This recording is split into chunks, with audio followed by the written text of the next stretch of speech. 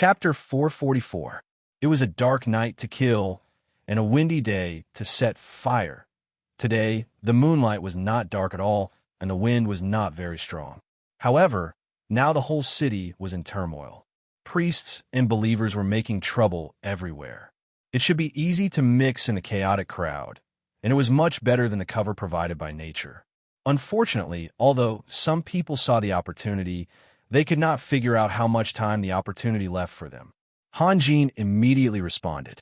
Except for the Magic Legion, all the other legions went out and extinguished the disturbance as fast as lightning. In less than half an hour, the situation in the Holy Crown City had become peaceful. What would they do in half an hour?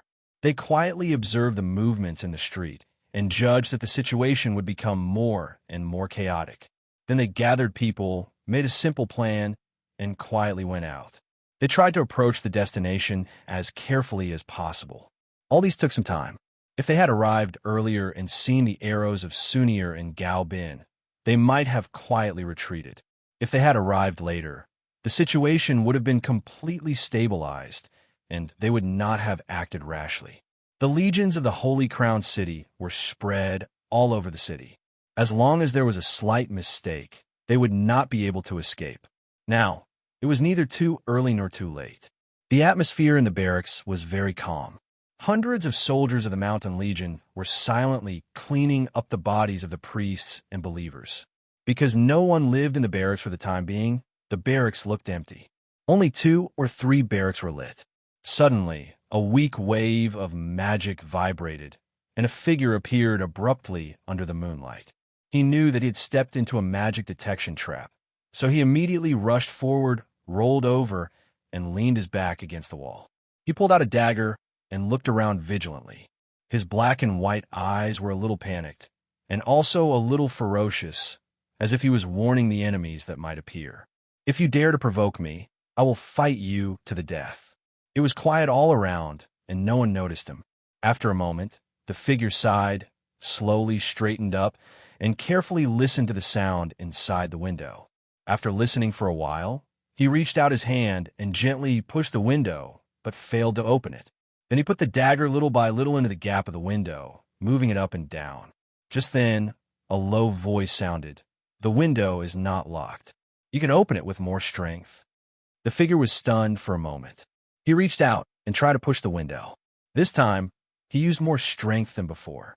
Sure enough, the window was pushed open a crack. The man's eyes lit up with joy. He carefully peeked through the crack in the window and smelled a strong scent of alcohol. He hurriedly turned his head and saw an unfamiliar bearded man standing behind him.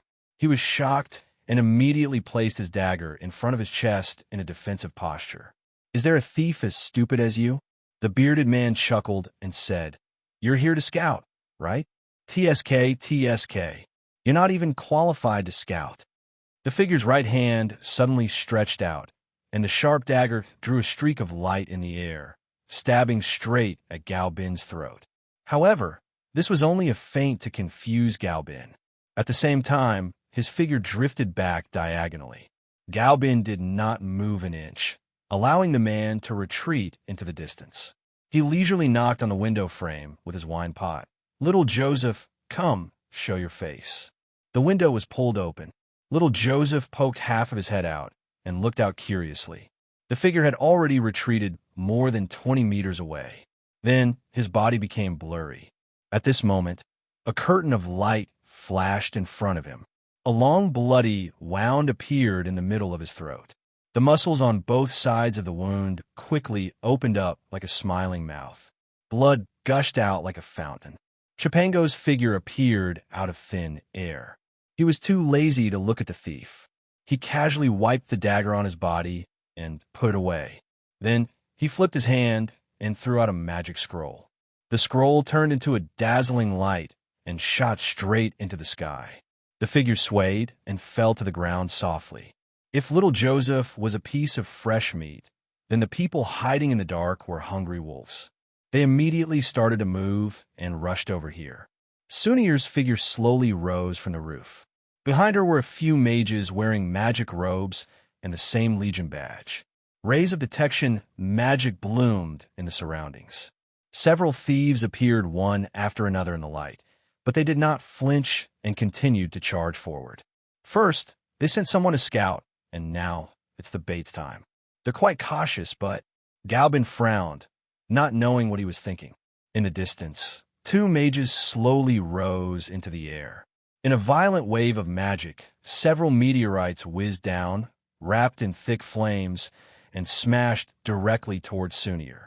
For a real powerhouse, meteorites were almost no threat. It took too long from the time the spell was cast to the time the meteorites hit the target. If it was a duel between two people, lightning mages would have the sharpest attacks and the hardest to parry. This was also why lightning mages, as a branch of magic, were so outstanding that they completely overshadowed the main branch of magic.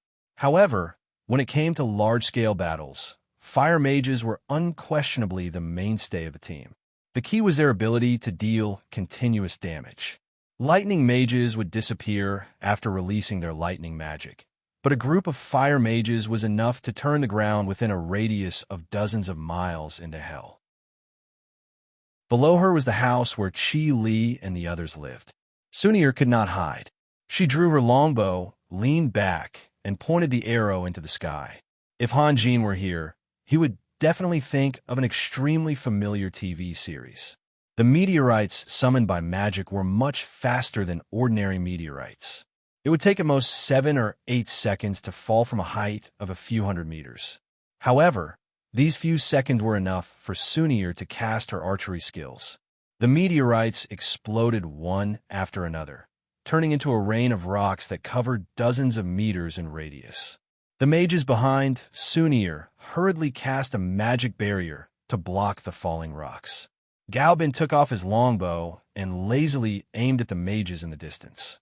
Seeing this, the two mages immediately cast a magic barrier, and then they began chanting again. Their spiritual locks were also transferred to Galbin. Galbin's lips curled into a smile. He gently loosened his fingers, and the arrow flashed, flying hundreds of meters in an instant and hitting the magic shield of one of the mages. The shield was flashing with light, but it shattered like a piece of tofu. Then, the arrow shot into the mage's throat. The thin arrow contained a tremendous amount of power, and it actually shattered the mage's neck. The head rolled and rolled away from the body, and the horror on the mage's face was completely frozen. The other mage saw that his companion was killed in an instant. His face turned pale with fright, and he involuntarily stopped chanting. Galbin had already shot the second arrow. The mage saw a black light rapidly approaching from the corner of his eye. He wanted to dodge, but his reaction was as slow as a snail compared to the black light. Before he could do anything, the black light had already shattered his magic shield and penetrated his chest. Blood spurted out, and a large hole the size of a small barrel appeared in the magician's chest, almost splitting his body in two. Then, the two differently shaped corpses fell from the sky one after another, heavily smashing into the ground. The purple hellflowers that bloomed everywhere didn't have the ability to gather information from all over the place, because that wasn't their job. They also didn't know that the enemies in front of them were the two strongest elves who had unlocked the Mark of God. If they could have predicted this beforehand, this conflict wouldn't have happened at all. Countless burning rocks hit the magic barrier, creating ripples like the surface of a lake in a rainstorm. The impact of these rocks was very weak, and they couldn't damage the barrier at all. When the rain of rocks stopped, Chipango slowly walked out of the barrier and waved at the 4 rogues who were rushing over. The 4 rogues couldn't determine the range and duration of the mana detection aura, but they knew that Chipango was also a rogue. Seeing Chipango standing there openly, they subconsciously thought that invisibility wouldn't work. One of them rushed toward Galbin, while the other 3 surrounded Chipango. A streak of light suddenly lit up the night sky. One of the thieves was caught off guard and was pierced in the neck by that streak of light. Then, that streak of light stabbed towards another thief. That thief realized that his comrade was under attack and hurriedly twisted his body. The dagger that was supposed to stab him in the back instead left a long, bloody gash on his waist. He trembled in pain and howled, stabbing back at his opponent with a backhand. Gibran dodged to the side and spun the dagger in his hand. Then, the dagger went from bottom to top and pierced deeply into the thief's jaw. The thief's mouth was so wide that one could clearly see the cold light flashing in the depths of his throat. The last two rogues were horrified. They immediately moved closer together and cast invisibility spells. However, just as their bodies became blurry, a green light fell between them. Countless vines grew wildly from the ground and wrapped around their bodies in the blink of an eye. Gibran walked over and easily slit the throat of one of the rogues. Just as he was about to end the life of the other, the rogue's body jerked back violently. The force of the impact caused the vines to snap. A fist-sized hole appeared on the rogue's forehead, and his eyes dimmed. He was clearly not going to live. All of the night raiders were killed in less than 20 seconds. Sunir once again drew her longbow. Galbin frowned and was about to say something when he saw Sunir slowly put down the longbow again. Only then did he let out a sigh of relief. In the next moment, Sunir jumped down from the roof and landed beside Galbin. It's better to leave a few alive. Otherwise, the clues will be lost, Galbin said softly. I know. Sunir's tone was a little dissatisfied. Brother, don't think of me as such a fool. Galbin laughed. He pondered for a moment and looked up at the night sky. He saw the god of war flying towards them at high speed. Go and tell Raphael that I'll take care of this. He doesn't need to worry about it. Brother. Sunir looked like she wanted to say something, but she didn't. She was the leader of the elves. If she personally went after a few assassins, it would be a little degrading. However, she also knew that Galbin was doing this for her own good. Don't relax here, Galbin said softly. Otherwise, if they have other people, it'll be bad. I'll stay here, Sunir replied. When Howlister stepped onto the god of war, the sky was already bright. Everyone was gathered on the deck and eating breakfast. The atmosphere was very lively. Morrison's voice was the loudest. He was bragging about how powerful he was last night. Little did he know that his nightmare was about to come. When Yelena and Guevara absorbed all the electric elements in a magic laboratory, it would be the moment he stepped into hell. Howlister, come and sit here, Hanjin said. Howlister let out a long sigh and slowly walked toward Hanjin. Stepping onto the god of war made him feel like he had lived two lives.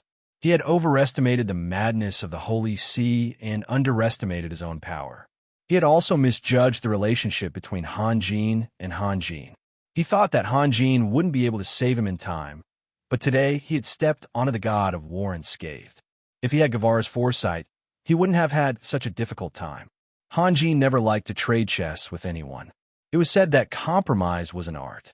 However, Hanjin was just a fake artist. If it was just a game, he could respect the art. However, if it really crossed his bottom line, he would trample the so-called art under his feet at any time. Howlister walked in front of Hanjin and bowed seriously. Then, he slowly sat down in front of Hanjin. How do you feel? Hanjin smiled. I feel. Howlister sighed. Very good, my lord. I thought I would never see you again. Do you have so little confidence in me? Hanjin raised an eyebrow. No, my lord. Howlister realized that he had said something wrong and hurriedly tried to explain. Hanjin smiled and waved his hand. Rest for a few days, then we'll talk. Just rest here. My lord, I've rested enough. Howlister smiled bitterly. It's too boring to be idle. Let me go back to the Night of Bliss. I heard from Schumann that there's nothing much to do with the Night of Bliss. You just have to walk around and look at the accounts. What does he know? Howlister complained. If I just want to maintain the status quo, of course it's easy, but I want to do better and better business. No matter how good the Night of Bliss business is, it has its limits. Hanjin thought for a moment. Howlister, I'll leave the matters there to you. However, there's another matter that you have to take care of. Rest for a while. I'll introduce you to someone at noon. Who? Holman. The corner of Howlister's mouth twitched. He stuttered. Which? Holman? The president of the isolated Cliff City Chamber of Commerce, Holman. What? Howlister couldn't control his emotions anymore. He waved his hands frantically. No, no, my lord. You should let someone else do it. Why are you panicking? Chipango told me that you tried to seduce his granddaughter, but didn't you fail? Hanjin said calmly. My lord, you don't know, but they almost beat me to death. Hallister's face was pale, and they passed on Hallman's words. If I dare to appear again. So what? Do you think you're still the Hallister you used to be? Hanjin smiled. Hallister was stunned. That's right. He was no longer the helpless wastrel who could only eat soft planks. You're such a coward. Hanjin smiled. If it were me, I would feel the thrill of revenge. And I would use my eyes to tell Hallman that I'm here, and what can you do to me? But I was the one. Hallister muttered to himself. You were the one in the wrong. Yes. Hallister lowered his head, embarrassed. Good, as long as you know you were in the wrong. It proves that you haven't forgotten the basics of being a man. Hanjin said, but don't get into too many romantic relationships in the future. You don't want to die in a woman's bed for no reason. My lord, ever since I came to the Night of Bliss, I haven't gone out to cause trouble, Hallister said. He was very weak and had no source of income in isolated Cliff City. He could only rely on his beauty to earn money. If he had any other choice, he wouldn't have done it. So, after Chipango found him, he immediately joined Hanjin. Let's not talk about this. The prisoner's food is definitely not good. Hanjin smiled. Eat more. Yes, my lord. Hallister calmed himself down and slowly picked up his knife and fork. Suddenly, a hand heavily patted Hallister's shoulder. Sassu said with a smile, Hallister, long time no see. I heard you were locked up. How are you? Are you okay? I'm fine. Hallister smiled. He was very grateful for Sassu's concern. Sassu nodded and walked away. Hallister had just picked up his knife and fork when another hand suddenly patted his shoulder. This hand was much stronger than Sassu's. Hallister's face almost fell into his plate. He turned around and saw Leger. Hallister, long time no see. I heard you were locked up. How are you? Are you okay? Leger asked with concern. Hallister looked around and saw Morrison's looking at him with ill intentions. He couldn't help but sigh inwardly. The three of them were starting to torture him again. He ignored Leger and said to Morrison's, come on. Hurry up. I'm really hungry. Morrison's laughed dryly, as if he didn't hear Hallister. What was the point of going over now? Looks like you guys are even more bored than Hallister. Hanjin shook his head. Sassu, I'll give you something to do. What is it? You will be my messenger and visit to Pew City. Go see Lord Molly. Me? Messenger? See Lord Molly? Sassu's eyes widened. Can I do it? Why not? Yes, Sassu can do it. Leger couldn't help but be overjoyed. Raphael, Sassu has always been smart. I'm sure he'll be able to complete the mission perfectly. Sassu was a little surprised, but he soon understood what Leger meant. He glanced at Lorraine in the distance and couldn't help but feel vile. Raphael, I have no experience at all. You have to find someone to help me, right? Help you? Yes. Sassu nodded vigorously. I need an assistant. Who do you want to help you? Leger. Sassu's finger almost poked Leger's nose. I'm not going. Leger was shocked. You have to go. Sassu yelled back. How about I go with you? Morrison said weakly. He wanted to escape from Sylvia's evil clutches, but he couldn't bring himself to do it. His voice was full of hesitation. Scram, it's none of your business. Sassu said angrily. Morrison's has other things to do. Hanjin made the final decision. Then the two of you go. Huh? Sassu's face was filled with the joy of perishing together, while Leger's face was filled with grief. Sure enough, it was okay to be proud, but one couldn't get too carried away. Chapter 445. Hanjin sat at the desk and silently flipped through the book in his hand. This was given to him by Solomon. It introduced in detail the various techniques of using mental strength. It was different from ordinary magic books. Magic books would always list the principles of magic and the various effects of the elements in the front, followed by magic. However, this book first introduced the techniques of using mental strength, and the entire second half of the book used a probing tone to trace back to the origin of mental strength. The more he read, the more difficult it became to understand. Grand Duke Solomon believed in the existence of the eighth element, or rather, he had always been exploring the mysteries of the eighth element. Looking at Grand Duke Solomon's handwriting, Hanjin had a faint feeling that Solomon believed that the eighth element was hidden behind the mental element. As he read, Hanjin suddenly remembered that his master had talked about it before. When he went to the West to play, he found that there was a Brahmanism there. They also practiced, but the way they practiced was completely different from cultivators. From various angles, Brahmanism was far inferior to cultivators. They did not regulate their breathing and believed that mental strength was superior to everything. Their weak bodies could always erupt with various magical powers at specific moments. They could not be invaded by water, burned by fire, and could float in the air. When fighting with people, their strength would increase by 1,000 times compared to normal, and they could easily subdue a crazy giant elephant. And there was no technique to speak of. For example, the Brahmanism's fire walkers would usually be burned and scalded if they were not careful. The key was that when they were preparing to walk on the hot charcoal fire, they would often need a period of silence. They would constantly tell themselves that the charcoal fire was warm and would not hurt them at all, and then they would walk on it. Hanjin realized that the state of mental silence must be very special.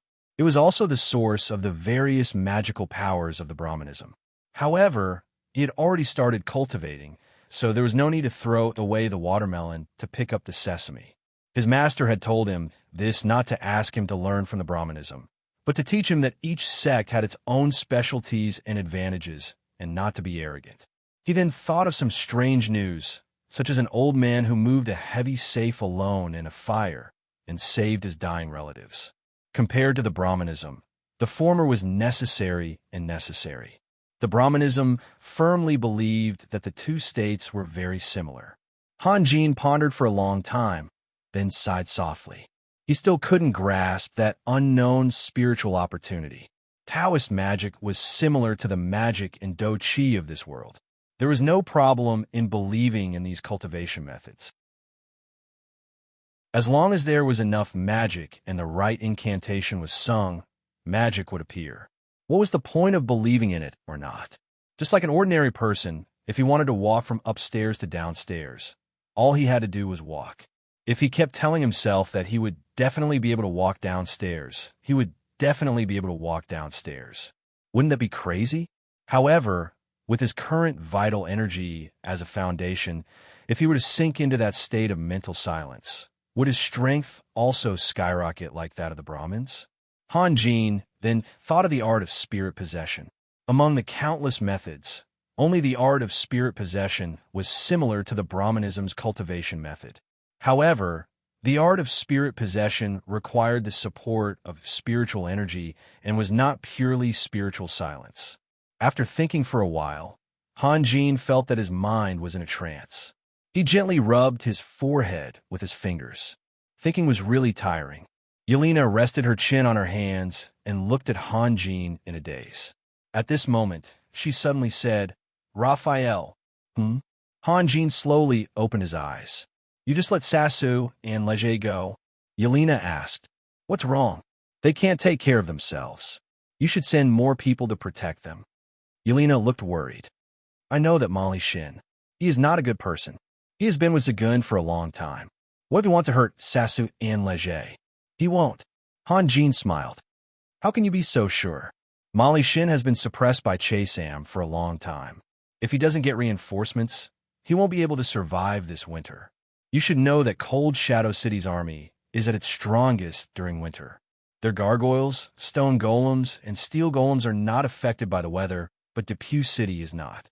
Also, Cold Shadow City's Magic Legion is the opposite of the Grand Duke's Undying Bird Army. Hogan said that most of them are ice mages, and the snowstorms they collectively create are enough to bury a city in one night. If the Titans are also there to help." Hanjin shook his head. It was already surprising that he was able to block Cheesam's attack a few months ago. I think he himself would be surprised too. How would he have the confidence to continue fighting Chaesam? Sasu and Leger appearing at this time is his saving grace. He won't do anything stupid. Cold Shadow City's magic legion, is that powerful? Yelena paused. Didn't you already consider Sam as your next opponent? Then should we call the Undying Bird Army back? She imagined the scene of the world being buried in a snowstorm in her mind. It was indeed a headache. Other than the high-grade professionals, most of the soldiers would lose their ability to fight. This is our business. I don't want the Grand Duke to look down on us. Han Jin smiled. You don't have to say it. I'll do it, Yelena said. Little fool. In other people's eyes, we're already the same person. What's the difference between you and me? Yelena was a little happy, but also a little unhappy because Han Jin always called her little fool when they were together. Han Jin's gaze suddenly froze. Then he burst out laughing. What are you laughing at? Yelena asked curiously. I'm thinking of Sam. He's funny. Yelena was even more confused. In this world, Sam is probably the guy who has been married the most times, Han Jin said. I know. He thinks human women are more attractive, and the Titans. Yelena was stunned, then said, But I think Dominique is very good. If I were a Titan man, I would definitely like her. Yes. Han Jin nodded. So, I think that Sam might be disabled in some places. He has a very low self-esteem and doesn't dare to marry a Titan woman. In the end, he turned his eyes to humans who are much shorter than him. Disabled? What kind of disability? Yelena asked with her eyes wide open. Ahem. Han Jin coughed twice. It's better if you don't know. Who wants to hear it from you? Yelena was very dissatisfied with Han Jin's attitude of not saying anything. She pouted and stood up. I'll go ask someone else. Come back. Han Jin had a headache. Yelena didn't understand what this meant. It would be awkward for a woman to ask, but it would be even more awkward for a man. Then tell me, Yelena said coquettishly. At this moment, the door was suddenly pushed open, and Harley's figure floated in.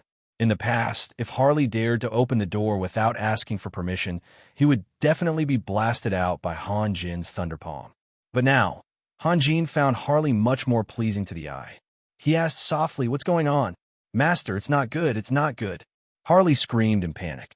That old thing is here. Why are you panicking? Han Jin narrowed his eyes. He had already seen Adolf the ascetic on the deck.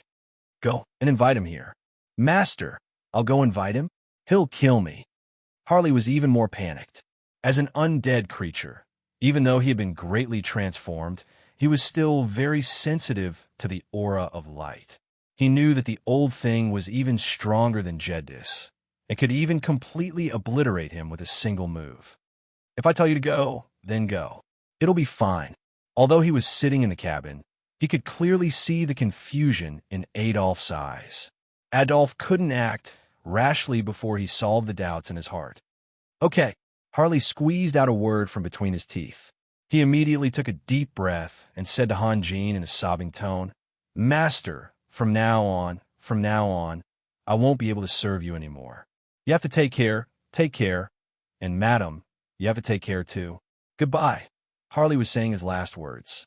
Yelena couldn't bear it and said, Harley, you stay here. I'll go and greet him. Madam. Harley cried tears of joy and suddenly let out a scream that could pierce through clouds and split rocks. He then rushed towards Yelena. Han Jin raised his hand and released a bolt of lightning, which hit Harley. Harley's body was scattered in an instant and then turned into a round bead. With a tinkle, it fell on the table and then rolled towards Han Jin tentatively while sticking close to the table. What a good-for-nothing! Han Jin shook his head.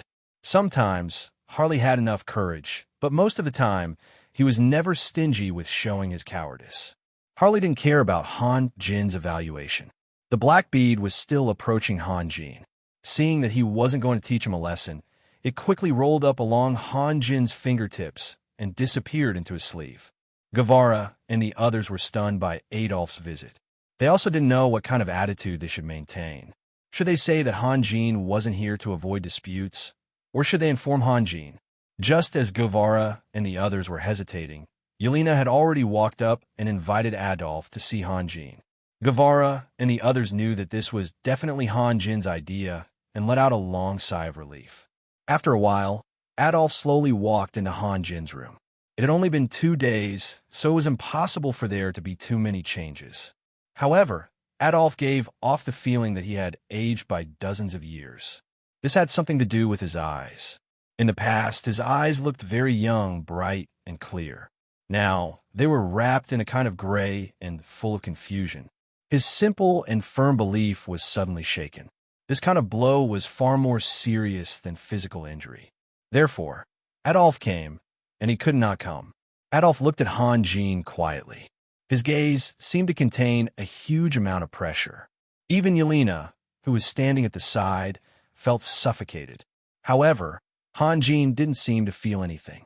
He just stretched his hand to the side and said, "You're here? Have a seat." However, Han Jin's heart wasn't as relaxed as his appearance. He was guessing Adolf's intentions. After a long silence, Adolf finally opened his mouth and said word by word, "Who are you?" Adolf also knew that this sentence couldn't be said.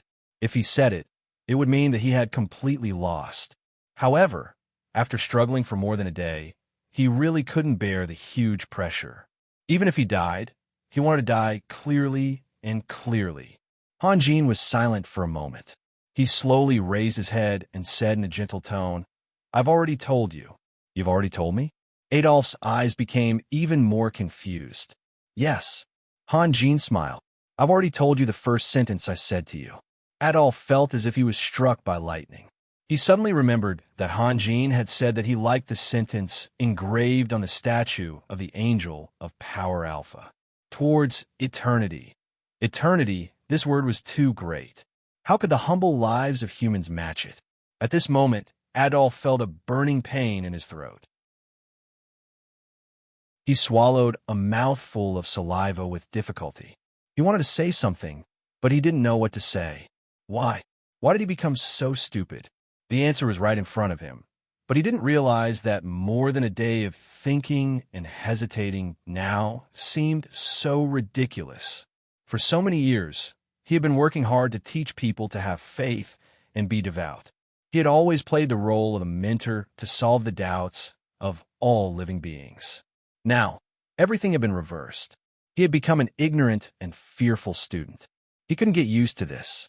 When one's wisdom was blinded, they would often become extremely stupid or even incurable. This was because a wise man could easily find all kinds of reasons to strengthen his beliefs, especially a wise man who valued faith above everything else. He would never turn back. Han Jin didn't say anything. He read the book in his hand carefully, turning the page from time to time. Adolf didn't know what to say. The atmosphere fell into silence again. Yelena felt very uncomfortable. She wanted to say something to ease the atmosphere, but her woman's intuition told her that Han Jin wasn't really reading. What was this? Was it a struggle that she couldn't understand? However, Yelena was smart enough to remain silent, but it didn't mean that others would be the same. Someone knocked on the door, and then the door was pushed open. Galbin walked in slowly from outside. "You're back? How is it?" Han Jin smiled. "Raphael, something isn't right. I have a bad feeling about this." Galbin glanced at Adolf as he spoke. "Bad feeling?" Han Jin was stunned. "What is it?" Hearing Han Jin's question, Galbin said, "Those guys are very cautious, but their behavior is too crazy." "Crazy? You mean, they know that you're back, and they know your strength. You have a lot of strong people around you, but they still dared to attack the barracks? Don't you think it's strange?" Galbin said, "If they were just a bunch of idiots, I could barely accept it. But their leader is very careful. I followed them and almost lost them several times. If it was just for Morgan and Company-S treasure, they really didn't have to rush forward and follow up like this." Han Jin frowned as he pondered. "It's not for anything, Raphael." Galbin said, "They were very arrogant and didn't take us seriously at all. But they were very cautious, like experienced veterans. It's very contradictory and strange." Han Jin understood Galbin's hesitation. He closed the book and walked slowly in the room. He chased after Qi Li and the others all the way. After being driven away by Adolf, he chased them all the way to the Holy Crown City and attacked them again. Later, Galbin hid Qi Li and the others and the most important part of the Purple Flower organization in the Holy Crown City had been uprooted by Han Jin. The attackers couldn't get any effective information, so they stayed quiet for a few days. After Chief Fonka spread the news, they immediately took advantage of the chaos to attack. How could greed alone make those people rush forward and follow up like this? This was a kind of impetuousness from the bottom of their hearts, or in other words, a kind of mania, as if something had been suppressed for a long time and finally couldn't help but erupt. The attackers' cautiousness was just their professional instinct. Han Jin glanced at Adolf's body. The wrinkles on his body were all traces of time. Suddenly, an idea struck him. He pondered for a moment and said slowly, "Gao Bin, you reminded me. What did you think of?" Gao Bin asked hurriedly. "They are purple flower, Donald's hell purple flower." Han Jin let out a sigh of relief. They had been enduring for decades, waiting for Donald to step into the surface world so that they can welcome their king. Now it's about time. Donald? Abyss Demon Donald? Adolf asked in surprise. Except for him, who in the Abyss world dares to use this name? Han Jin said slowly, "If I'm right, maybe this year or this month, the army of the Abyss world will appear on the surface." What? Gao Bin was shocked. He thought that after defeating the orcs, the elves would win a period of time to recuperate. Why was the war about to start again? What? Adolf's expression was worse than Gao Bin's. He was only an ascetic, not a god, and could not sense the restlessness of the Abyss. Of course, he did not know the hidden danger of the world. "I'm just curious. Those people, why would they be willing to work for Donald?"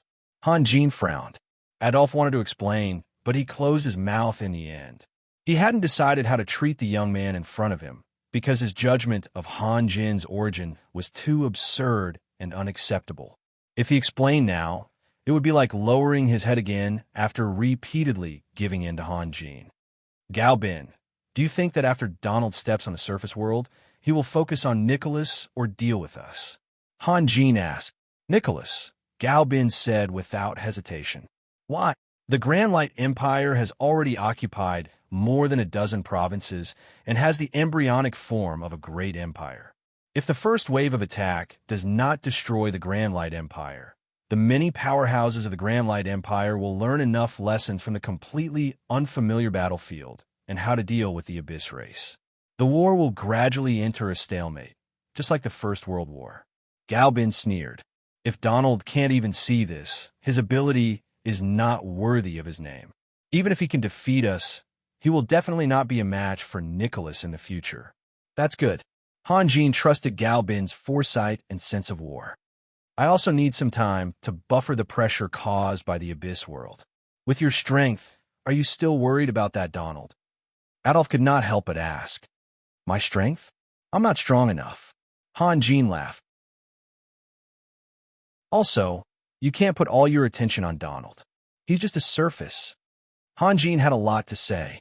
The continent had been in chaos for years, and the combat power was far inferior to when it was unified.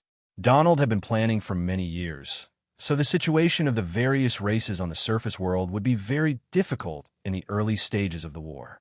The key was how to turn things around in the later stages, but he did not want to explain too much to Adolf. "Surface?" Adolf took a deep breath. "You mean the Grim Reaper, Hamas?" Gao Bin stared blankly at Adolf. What kind of nonsense was this? Even Death God Hamas had come out. Did he think that it was still the age of gods? Gao Bin didn't like mystical things, but Adolf liked them. Putting his thoughts into infinite time and touching the greatest veil, his personality had a divine radiance from then on. What was produced from this was no longer excitement, but a kind of complete excitement. Hamas, the god of death. A knowing smile appeared on Han Jin's face, but it wasn't directed at Adolf. It was a smile that reminded him of his promise with Solomon. Sure enough, it was like this. Adolf believed that if he were still young, he would have shouted crazily.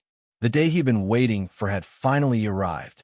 Was the Twilight War, which would wash away all evil, the final battle with Death God Hamas, about to happen. From then on, there would be no more suffering in the world, and everyone would be able to enjoy peace and happiness in heaven.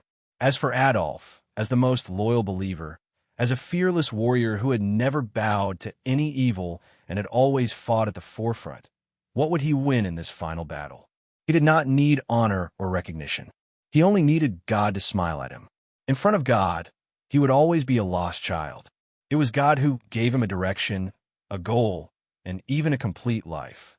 2 lines of tears flowed from Adolf's eyes, blurring his vision. He could no longer see Han Jin and Galbin clearly. Adolf also knew that he was being rude. He bowed slightly, then turned around and walked out quickly. He was so excited that he could not even touch the door handle. He even had to ask Yelena to pull the door open for him. Did you see that? Adolf had walked out for a long time, but Yelena was still standing by the door. He cried. Han Jin and Galbin looked at each other. Of course, they had seen it, but they were completely confused. I don't think I said anything, right? Han Jin's tone was a little uncertain. You mentioned Death God Hamas, Galbin recalled. He said it first, Han Jin said. But he's a believer, Yelena said. Why would Death God Hamas make him so excited? Han Jin and Galbin looked at each other, speechless. How could an ascetic who was almost 100 years old, or even older, cry like a child? To be continued. If you want to know what will happen next, please go to www.chidian.com. There are more chapters. Support the author. Support the original reading.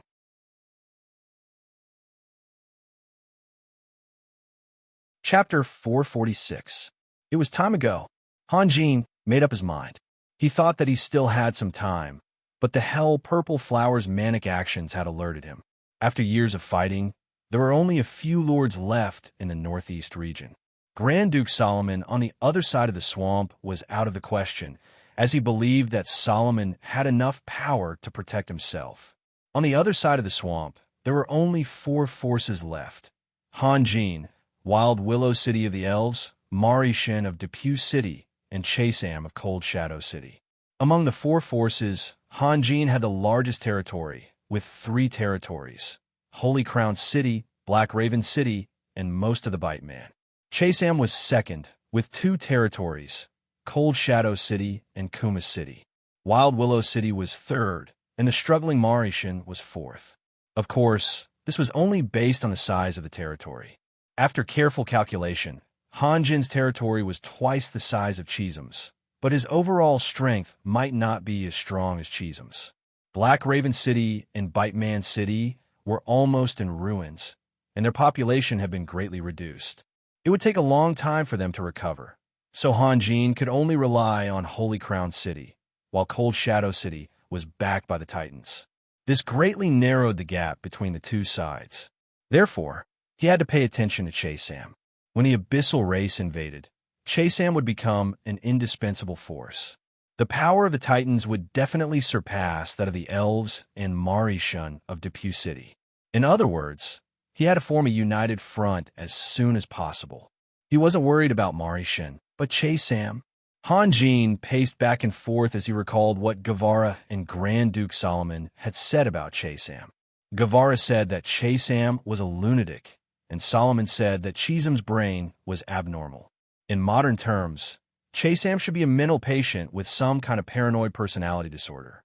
Chisam's intelligence was very high, and the fact that he could become the Thunder Titan and have an unshakable reputation in his tribe was proof of this. It wouldn't be easy to deal with such a person, and even if Chasam agreed to work with him, Han Jin wouldn't dare to trust Chasam. Who would dare to trust a monster with paranoid personality disorder? The actions of a psychopath could not be deduced using common sense. Chasam was capable of doing anything.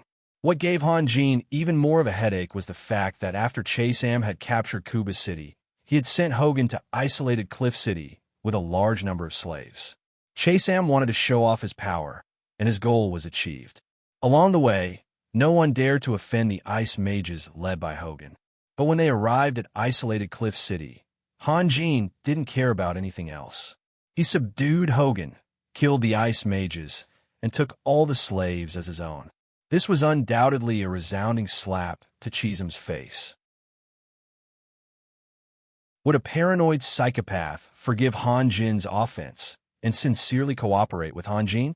Difficult.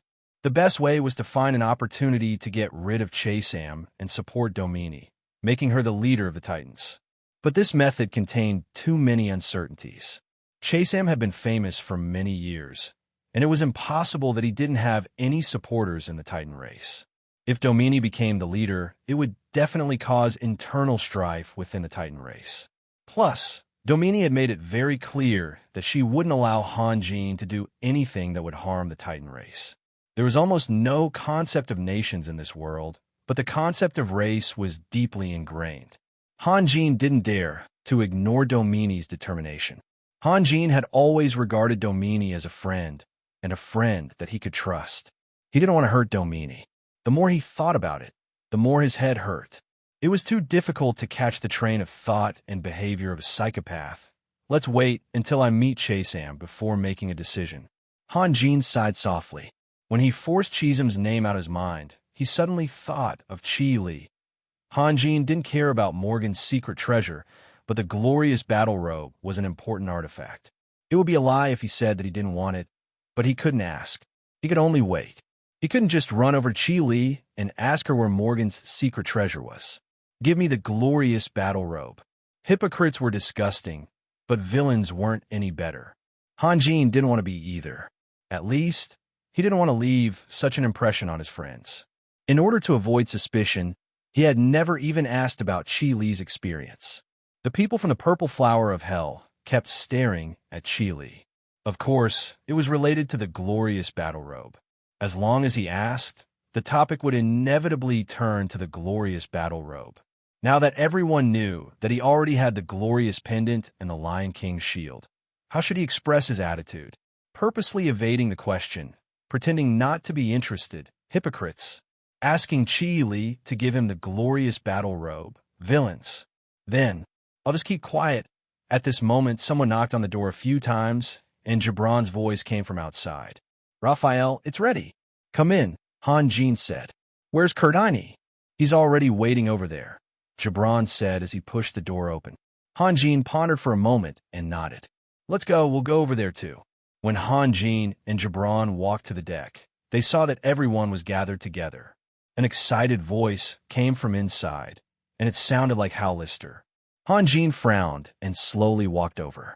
When they saw Hanjin, Morrison's, Hogan, and the others hurriedly made way for him. Hanjin saw that Lister and Lister were sitting opposite each other. There was a stack of papers on the table, filled with words. Lister's face was red, and he slammed the table from time to time. He even pointed at Lister's nose and yelled. Compared to Lister appeared to be very weak. He had a bitter expression on his face as he tried to explain something. Suddenly, he looked like he had received a great shock, and he waved his hands frantically. The more agitated Lister became, the weaker Lister became. In the end, he was practically begging Lister. If anyone else saw this scene, they would think that Lister was bullying Lister, trying to force Lister to sign an unfair contract. However, Hanjin knew that Lister was the one being bullied. In order to recognize a person, one had to carefully savor them. When Lister was at his poorest, he relied on women to survive. Hanjin had joked that Lister could seek revenge, but Lister had no intention of doing so. He knew that he was in the wrong. How could such a person make things difficult for Lister? Impossible. Lister, on the other hand, was extremely shrewd. He had built his own foundation in these troubled times, and he had always had a firm grip on the Allied Trade Association and the Mercenary Association. He had great influence. So how could he have done it if he wasn't scheming enough? 2 years ago, Lister had given Hanjin everything he had and supported Black Raven City with all his might. Just this kind of boldness alone was not something an ordinary person could compare to. Hanjin wasn't trying to shield him. When he sent Lister to meet with Lister, he knew that the difference in status between the two was too great. Lister was likely to be at a disadvantage. However, Lister had helped him in his most difficult time, so it didn't matter if he gave in a little. As long as he always had overwhelming power, he wasn't afraid of Lister. If Lister really went too far, he could make Lister cough up double the amount. However, the others were deceived by appearances. They thought that Hal Lister had gone too far, but because of the difference in status, Hal Lister was still one of them, so they couldn't say anything. They could only remain silent. Han Jin walked to the table, picked up the prepared contract, and flipped through a few pages. "My lord!" Hal Lister stood up angrily. "My lord, you're here." Hal Lister stood up with a smile and bowed to Han Jin. The dozen or so pages were filled with words. Han Jin didn't understand this kind of economic contract, but he had seen it before. He found that the content covered a wide range of topics and was very detailed. He was surprised and asked Hal Lister, "Did you write this?" "Yes. Miss Cheeley helped me write it." Hal Lister's face turned even redder. "Miss Cheeley? Miss Cheeley from Morgan & Company?" Hal Lister asked. His eyes revealed a look of realization. Obviously, he had been surprised by Hal Lister's professional and systematic knowledge. Hal Lister coldly turned his gaze away, ignoring Hal Lister. "We're all on the same side. What's there to argue about?" Han Jin said in a lecturing tone. He then put the prepared contract back on the table. "My lord, Lord Hal Lister is too." Although he could tell that Han Jin was lecturing Hal Lister didn't look pleased at all. Instead, he smiled bitterly. "The real profits can't be that big. The Allied Trade Association has more than 100 caravans. No one knows better than me how much profit there is." "You think you're the only one who knows?" Hal Lister said angrily. He had talked a lot with Cheeley. Cheeley had told him clearly that the roads built during the Empire's unification were vital lifelines. In the past, due to years of war, the lifelines were often broken for various reasons. Some even bled profusely, which seriously affected the merchant's profits. If Han Jin could rely on his own power to ensure the safety of the lifelines, the total profit would reach an unimaginable number. Thus, he couldn't back down, not even a little. Hal Lister had benefited greatly from this. He even wanted to ask Chi Li to come out and talk to Hal Lister. He would rather give up his position. Unfortunately, time was limited, and Chi Li's injuries hadn't healed yet. She wasn't in the best state of mind, so he had to give up on that idea. Because he understood enough, the more Hal Lister complained, the angrier he became. In the end, he couldn't control his emotions anymore. "How about this? Don't argue. I have an idea." Han Jin smiled as he looked around. Suddenly, he asked, "Gibran, how many chairs are there in total?" "Chairs?" Gibran looked around. "There are about 40 to 50 of them. Give me a few gold coins." Han Jin held out his hand. Gibran was even more confused, but he still took out a few gold coins and placed them in Han Jin's palm. "President Hal Lister, to be honest, when I was in trouble, you were the one who generously helped us. So, I think that arguing about profits is a blasphemy to our friendship," Han Jin said with a smile. "My lord, on behalf of everyone in isolated Cliff City, I thank you for your generosity," Hal Lister said seriously. Then, he bowed to Han Jin again. "I also know that the profits can't be that high. Let's find a way to compromise." Han Jin walked to the seat that Hal Lister had given up and put down a gold coin. Then he walked to the empty seat on the side and put down 2 gold coins. He smiled. "How about this? You can put 4 gold coins on the next chair, then 8 on the next one, and then 16. When all the chairs are filled with gold coins, that will be my annual profit. The rest will belong to you." "My lord, how can this be?" Hal Lister shouted. He had never expected that Han Jin would not only fail to uphold justice for him, but also completely ruin his plan. "My lord, please don't joke around." Hal Lister smiled bitterly. He didn't believe Han Jin at all. According to Han Jin's plan, if all the chairs were filled with gold coins, 10,000 gold coins would be more than enough. How could he let his lord earn so little in a year? Even if Han Jin really wanted to, he wouldn't dare. Should he give in? He felt that Han Jin was being sarcastic. It was very likely that Han Jin was already unhappy with him. There are so many people watching. Why would I joke around? Han Jin slowly shook his head. "Don't worry. I just want to express my gratitude." "Lord Raphael, you have no right to do this." Hal Lister screamed hysterically. He was already speaking without thinking. "What did you say, Hal Lister?" Guevara yelled. Everyone looked at Hal Lister strangely. Only then did Hal Lister realize that he had made a big mistake. His face turned from red to white.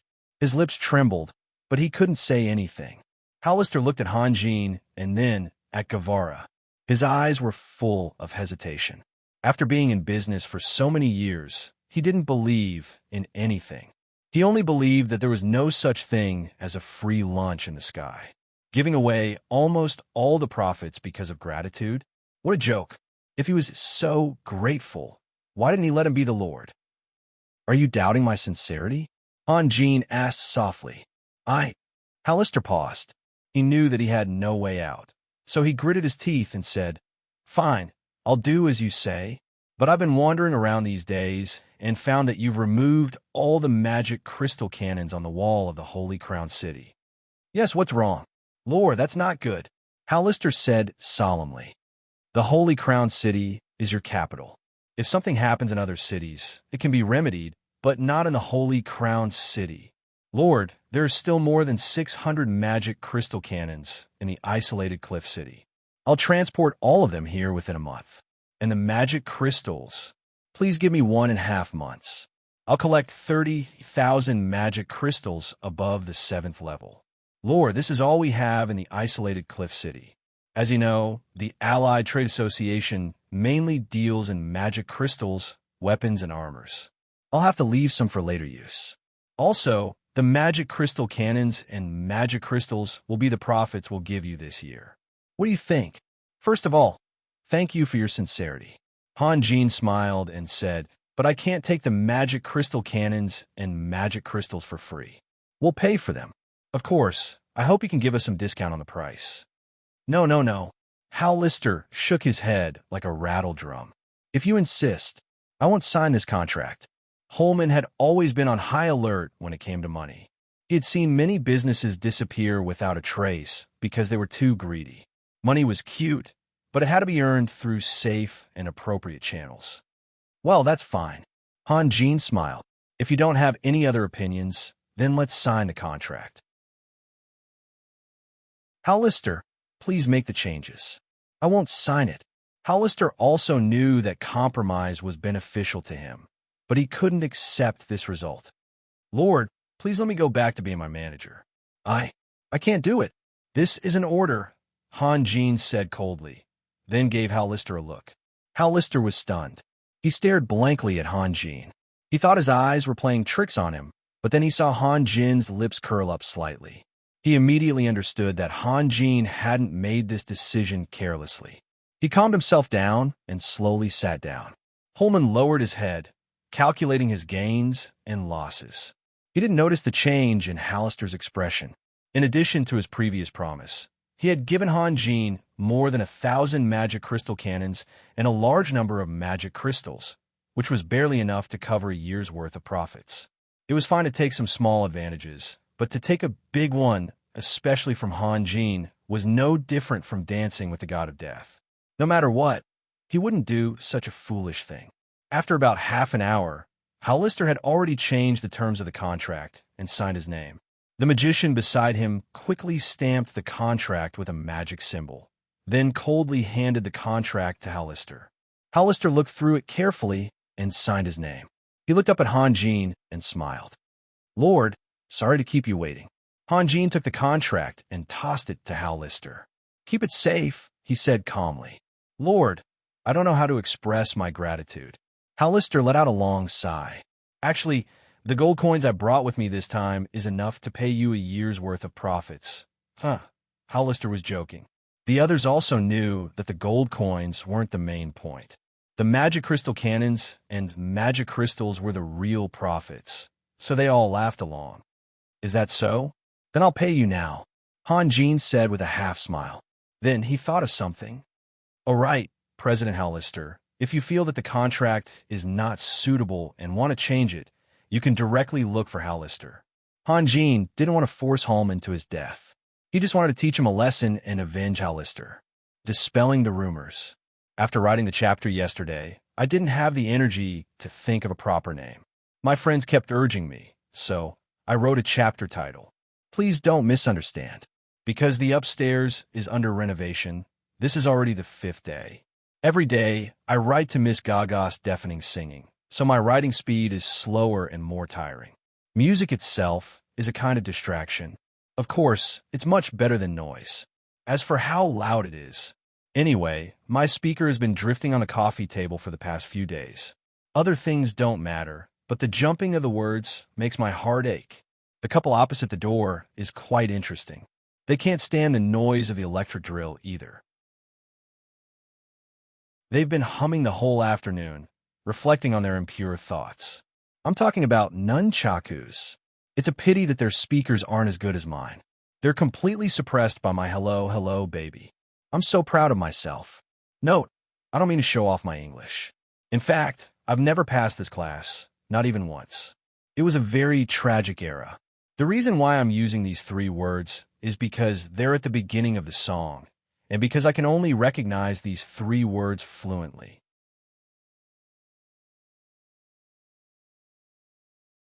Chapter 447. Raphael, this is the place, Gibran said in a low voice. Hanjin felt something and looked up. He saw Gao Bin smiling upstairs. He nodded and said, let's go up too. Hanjin and Gibran both turned around and walked into the shop. Yelena was the only one who didn't seem to have heard Hanjin's words and continued walking forward. Hanjin was stunned for a moment before he reached out and grabbed Yelena. What's wrong? Yelena was surprised. What are you thinking about? Yelena's face was a little red. Nothing. Hanjin saw that Yelena didn't want to talk about it and shrugged. This way, we'll be out of the city if we keep going. Okay, Yelena replied and followed behind Hanjin. This was a small weapon shop. The fact that it was located on the edge of the city was enough to prove the owner's wealth. When Hanjin, Yelena, and Gibran walked into the shop, Gao Bin came down from upstairs and led Hanjin and the others through the shop to the backyard. The backyard was where the owner's family lived, but it had been requisitioned. Sunir, Chipango, Kane, and Katini were all there. Chipango quickly walked up and said in a low voice, My lord, we still haven't found Blanche, but we found something strange with Aud. Aud? What's wrong with him? Do you remember the trouble caused by the priests and believers? Chipango said, Aud didn't show up that day. I remember now. When I went to the Vatican that day, I only saw Adonis and Amij. I didn't see him. Hanjin's eyebrows twitched. Could it be that Blanche had seen Aud, and then Aud? Aud's been acting strange these days. He's fine when there are people around, but when he's alone, he's always absent-minded. My men saw that when Knight Amij greeted Aud today, he just patted Aud's back, and Aud almost jumped up. His expression also became very bad. Chipango said, I once wanted to send someone to Aud's house to take a look, but I was afraid that he would find out. If it was, then it would be bad. My lord, what do you think we should do? You know Aud's house? Yes, it's near the Holy See, just 1 street away. Then, there's even less reason for him to go missing. Hanjin paused. Once we're done here, we will make a trip there together. Go to his house? My lord, he is a saint knight of the church after all. If we were to search him, wouldn't that be inappropriate? Who said we're going to search? As the lord of the Holy Crown City, we should pay a visit to the Saint Knight. He still dares to chase me out? Hanjin smiled, then turned his gaze to Cortini. Cortini, how are things on your side? I've already leaked the news. If there's a mole, he'll definitely come and inform us. The muscles on Katini's face twitched. Besides, someone is already here. Who is it? Makov, my most trusted assistant. My lord, you've seen him before. Katini's voice was a little hoarse. It was not a good feeling to be betrayed. What's more, Makaf was his enemy from the very beginning. He had been deceiving, using, and toying with him. As the former head of the Secret Service, it was an unbearable insult to him, and he had almost gotten himself into big trouble. If Keeley and the others hadn't been so lucky to have escaped and met Adolf, they would have been lucky enough to escape. If the worst had happened, how could he face Hanjin again? Now that you've found the mole, what are you waiting for? Hanjin asked. I suspect that there is more than one mole. Cordani took a deep breath. So, I've already separated them. They have no chance to contact each other. Today, we must catch all of them. Hanjin nodded.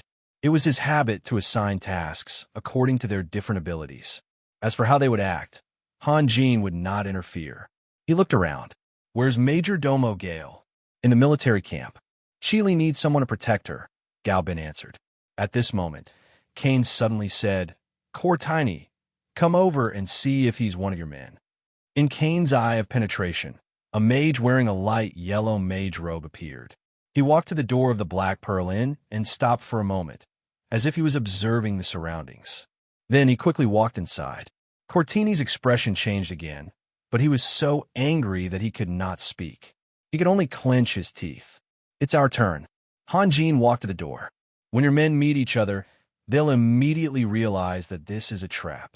After walking out of the backyard, they passed through a street that was not very wide. The Black Pearl Inn was right in front of them. When Hanjin and the others stepped on the stairs, two mages wearing a light yellow mage robe and a white mage robe respectively ran out in a hurry. When they saw each other, the two mages' faces immediately turned pale. They walked stiffly and retreated step by step. Hanjin, Galbin, Sunir, Yelena, Cortini, Gibran, Kane, and the others. This lineup was so luxurious that it could even destroy the rule of a small lord in an instant. The two mages did not even think of resisting. They did not even have the thought of running away. So they were forced back just like that. In the Black Pearl Inn, there were only 4 or 5 tables. The other tables were empty. Only one table had 4 people sitting at it. When they heard the footsteps, they all looked towards the door and were dumbstruck. Hanjin was famous and in the limelight for a while. If one wanted to live in the Holy Crown City, of course, he had to recognize Hanjin's appearance.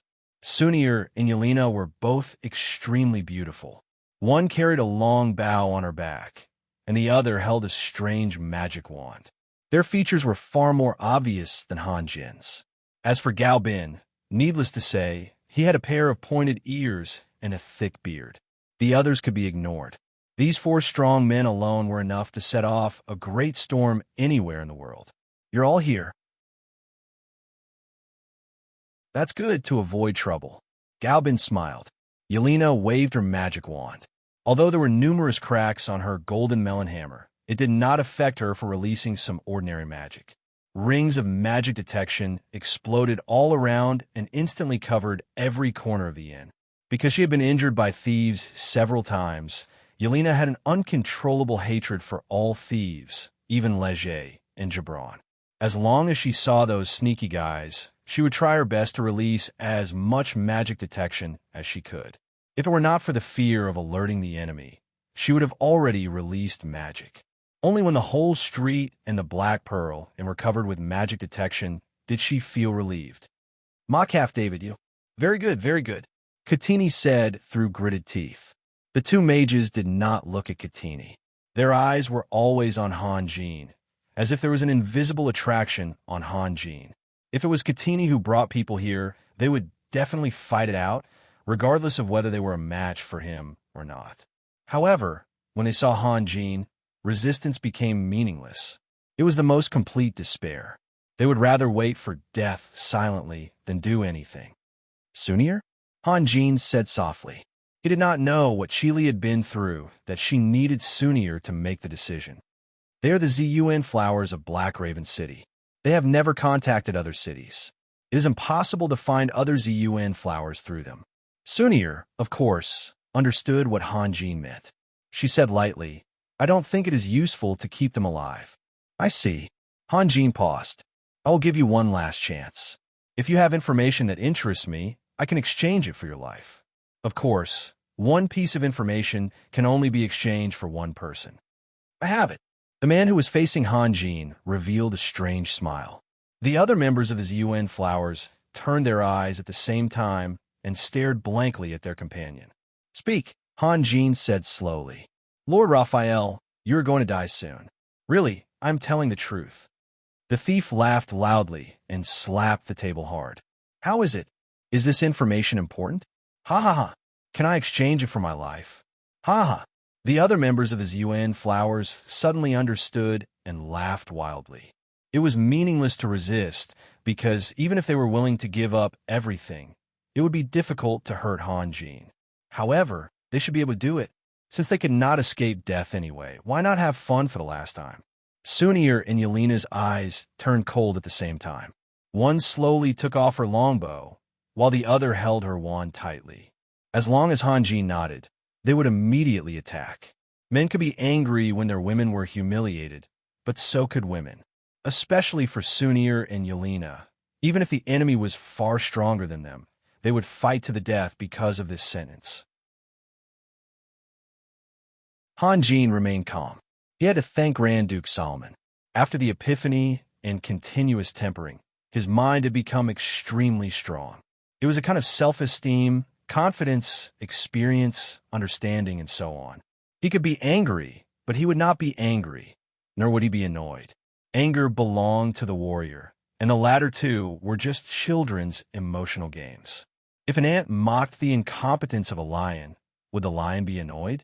Never. A real lion would only care about the offense of another lion. Gradually, the members of his UN flowers could not laugh anymore. Han Jin was so indifferent, as if he did not hear their words at all.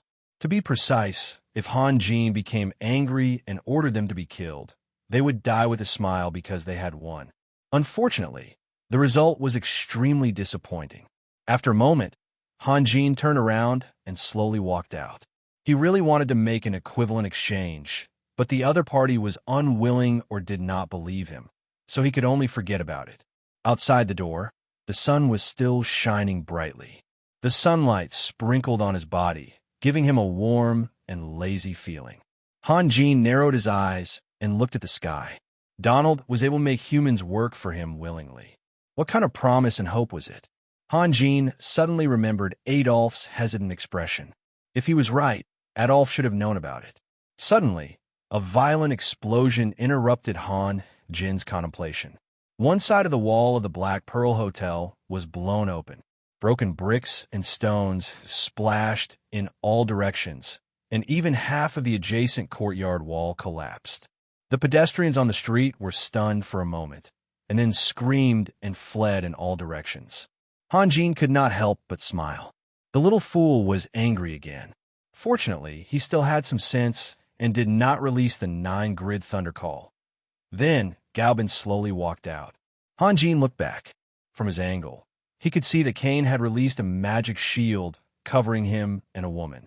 The woman had a beautiful face and looked like a pretty girl from a humble family, but her skin was a little dark. She was the owner of the Black Pearl Hotel. At this moment, she was so scared that she was trembling in Cain's arms. Raphael. Galbin walked to Han Jin, raised his wineskin, and drank a big mouthful of wine. Then he continued, I feel that there is something wrong with the owner. Do you see it? What's wrong? Han Jin smiled. I don't believe that there is anyone in the Holy Crown City who doesn't know you. Even if they don't know you, they should at least know Yelena and Sunir. Galbin's eyes lit up. When we just entered, she even wanted to greet us. I think she was just pretending. You have a very careful observation.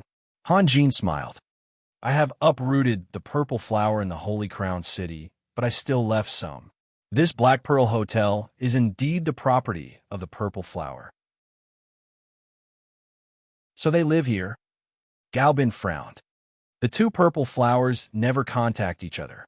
I think it's just a coincidence. Han Jin said. Why did you leave them here? This is my capital, Han Jin said slowly. When Donald set foot on the surface world, he will know how powerful we are. Naturally, he will be interested in us.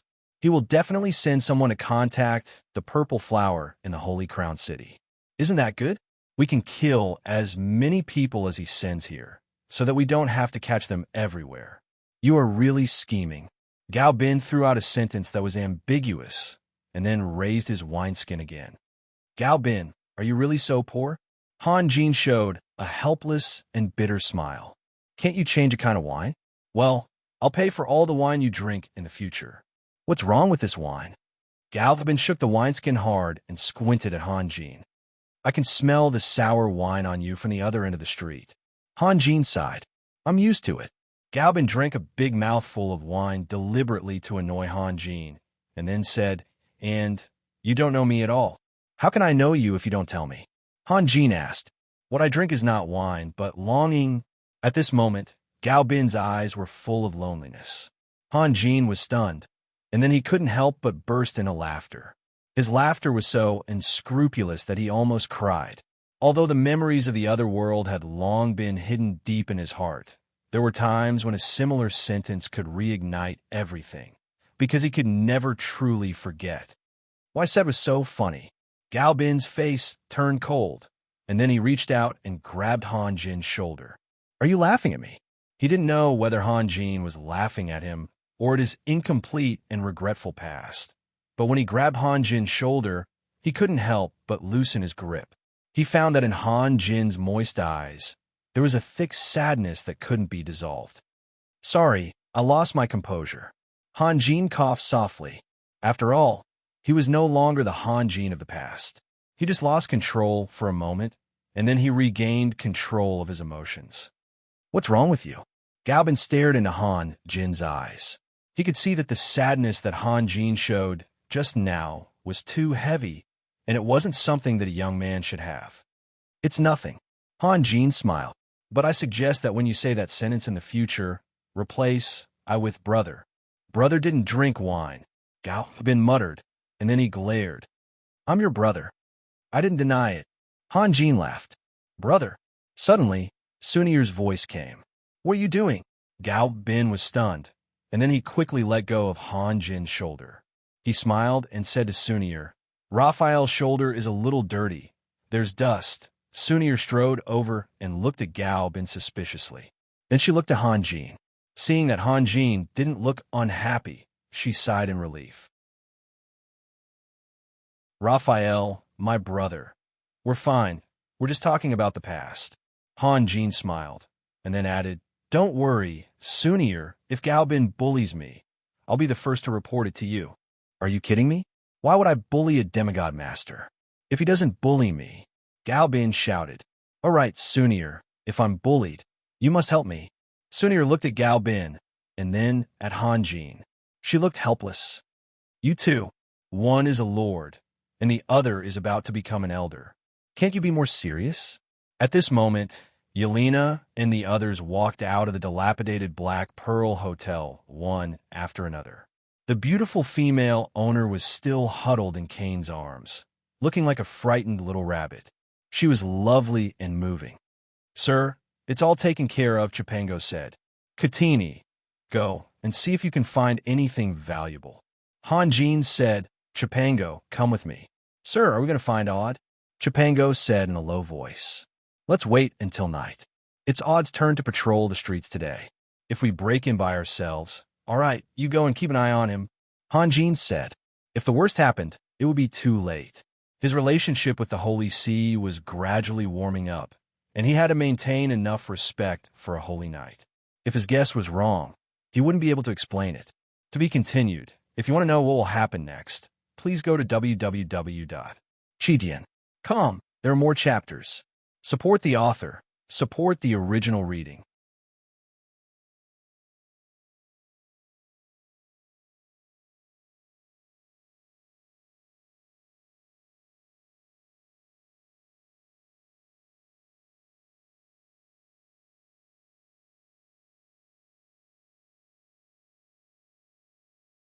Gao Bin and Sunir were confused. They had been staying in the camp to protect Chi Li for the past few days. They had no idea what was going on. Morrison's immediately jumped over when he heard Gao Bin's question. Sasu and Leger were visiting Depew City, so he was the only one left here. He felt lonely and had no way to express himself. He had been holding it in for so long that he was going crazy. Now, he finally had the chance. Morrison started from the beginning. Of course, he had to start from the beginning. He only needed a few sentences to finish. What else was there to express? Gao Bin and Sunir listened attentively. When Morrison's reached the point where it was impossible to calculate, Gao Bin and Sunir looked at each other. That much, Gao Bin said in surprise. Haha, we haven't calculated the final result yet. However, President Hallman's butler said that even if all the gold coins in the world were brought here, it would still be far from enough. Morrison's smiled happily as if everything was his doing. Raphael is too cruel. Gao Bin did not know whether to laugh or cry. He looked at Hallman with sympathy. Luckily, President Hallman did not lose his mind. He saved himself, Sunir said softly. Why? Galbin asked, confused. When signing the contract, if he did not insist on bringing all the magic crystal cannons from isolated Cliff City here and write off all the previous debts to balance out the profits of both parties, then he would really be finished, Sunir said slowly. You mean Raphael might have insisted on fulfilling the contract? Very likely. He wouldn't be that cruel, would he? Galbin was shocked. I know him. Sunir sighed softly. He always said that every life has to be responsible for their own choices.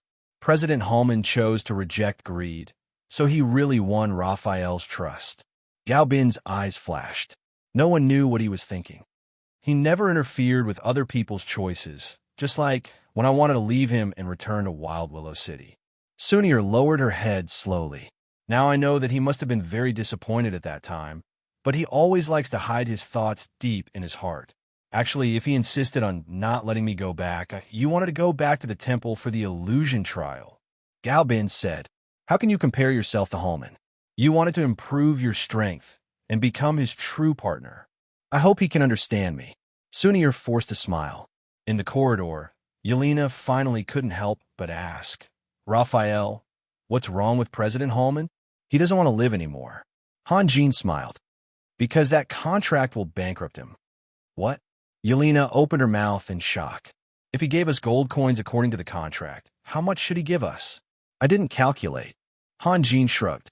But I know that even if we found all the gold mines in the world and made them into gold coins, it would still be far from enough.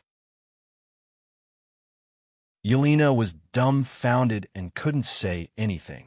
What are you thinking about? Hanjin turned around and suddenly realized something. He lifted Yelena's chin with his finger. When we went out just now, you were in a daze. Were you calculating how much we should get? No, Yelena denied flatly, but her face was a little red. Dishonest children are not good children. Hanjin smiled. I'm not a child, Yelena said coquettishly. Hanjin smiled, then remembered something. All right, Yelena, I forgot something. Go find Sunir and bring Chi Li and Sylvia here. There's no need for them to stay in the barracks anymore. Oh. Yelena nodded. What are you going to do? I'm going to meditate. Hanjin said, I'm going to Cold Shadow City in a few days. I don't know if I can convince Che-Sam, so I have to make some preparations. Do you want me to go with you? Harley and I will be fine. Hanjin smiled. Don't worry. Even if something happens, we can still escape. Okay. Yelena didn't harp on this issue. She knew that Hanjin's magic was a bit special, and any strong person who was with Hanjin could become a burden to him. Then I'll go find Sunir. Okay. Hanjin nodded. Doing his best and preparing for the worst had always been Hanjin's style. If something happened, he would escape. Hanjin didn't need to prepare anything. But did he come to Cold Shadow City to negotiate with Che-Sam just to show off his ability to escape? No. He did it to form an alliance with Che-Sam. To deal with an anomaly like Che-Sam, using emotions and reasoning wouldn't be very useful. The most effective way was to use overwhelming force to intimidate Che-Sam without hurting his self-esteem. Back in his room, Hanjin kept thinking. He already had enough vital energy to release a high-grade Dao spell, but the problem was that he couldn't hurt Chisam's self-esteem. A psychopath wouldn't care so much if he went crazy, so there was no way he could form an alliance with Che-Sam. Plus, he had already hurt Che-Sam once. He didn't know how long he had been thinking, but someone knocked on the door. Hogan's voice came from outside. Master, come in. Hanjin turned over and sat up from the bed. Hogan pushed open the door and walked in with a longbow in his hand. The longbow was blood-red in color, and the back of the bow was slightly twisted. The entire design was simple yet vigorous. Hogan then respectfully placed the longbow on the table. Master, it's done. Didn't I tell you that this bow was made for Sunir? Hanjin couldn't help but frown. How did it end up like this? This kind of bow was suitable for men, and in the hands of the beautiful Sunir, it looked a bit strange. Hogan's body shrunk a little. The craftsman told me that this is the only way to maximize the strength of the bow. Forget it. Let Sunir use it for now. We'll talk about it later. Hanjin picked up the bow, gently stroked the back of the bow with his fingers, and then pinched the bowstring. Master, the bowstring is made from 8 strands of dragon tendons. Apart from a true great elf, no one can truly control this bow. Hogan said, the bow isn't important, the arrow is the most important. Hanjin said lightly, Master, why don't you let Miss Yelena make this bow? Her alchemy skills have already surpassed mine. Idiot, this is for Sunir, and you want to go find her? Miss Yelena wouldn't be so stingy, Hogan laughed. Look, didn't she make a set of dragon scale armor for Sunir? It's one thing for her to be willing to make a set of dragon scale armor for Sunir, but it's another thing for me to find her and ask her to make one for Sunir. Hanjin glanced at Hogan. Even I don't dare to say that I understand women. Do you think you do? Hogan was stunned. He seemed to have thought of something and lowered his head. After a moment, he forced a smile and said, Master, I want to use the remaining dragon bloodwood to make a magic staff. Is that okay? Use whatever you want, Hanjin said. I still have a lot here. You still have a lot? Hogan was shocked and couldn't help but ask, Master, did you find a dragon blood tree? The dragon blood tree could only grow in a dragon's tomb. There were only 2 dragon's tombs in the whole world, one in Dragon City and the other in Dragon's Field. Dragon City and Dragon's Field were forbidden areas, and the dragon's tomb was the forbidden area of the forbidden area. If one had the ability to challenge more than 10 ancient dragons at the same time, of course they could take the risk. Otherwise, it was better to be honest. Hogan had never heard of anyone who could enter a dragon's tomb and come back alive. No, Hanjin smiled. I got these from a trade. Master, then I'd really have to make a magic staff for myself. Hogan asked, why so much nonsense? Hanjin said, the dragon blood wood is not very useful to me. If I don't give it to you, who else can I give it to? Hanjin's tone was a little impatient, but Hogan felt extremely warm. He lowered his head. Understood, Master. Hanjin stretched out his hand, and a purple light shot out. The longbow floated up little by little under the impact of the purple light and floated in the air. At this moment, the door was suddenly pushed open, and Yelena walked in. Raphael, Chi-Li and Sylvia are already on the ship. Why don't you go and take a look? Huh? What are you doing?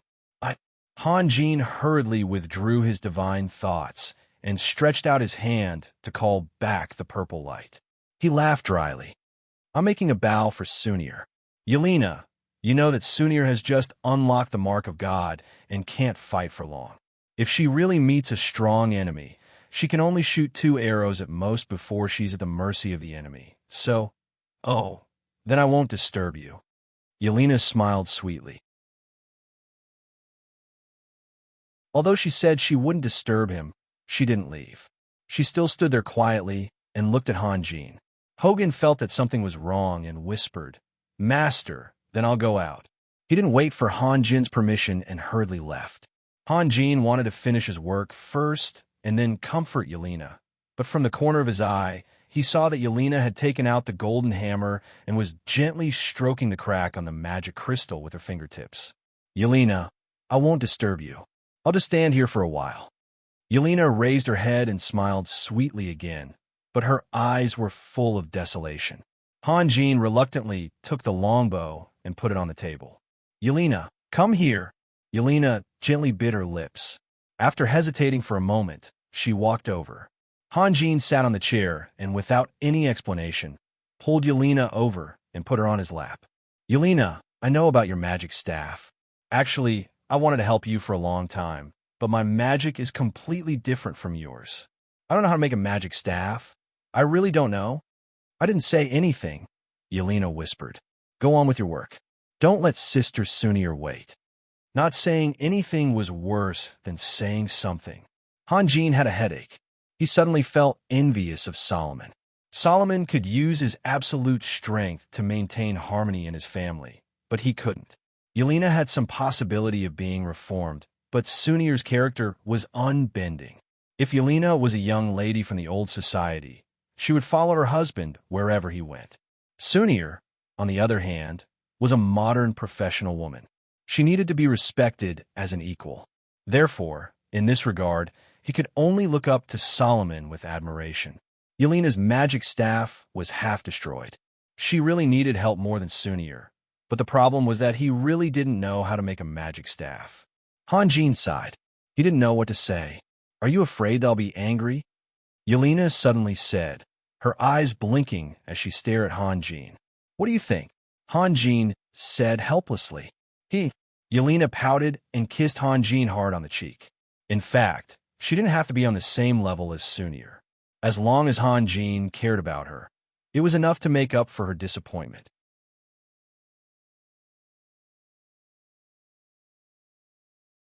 Chapter 449. In the blink of an eye, it was dusk.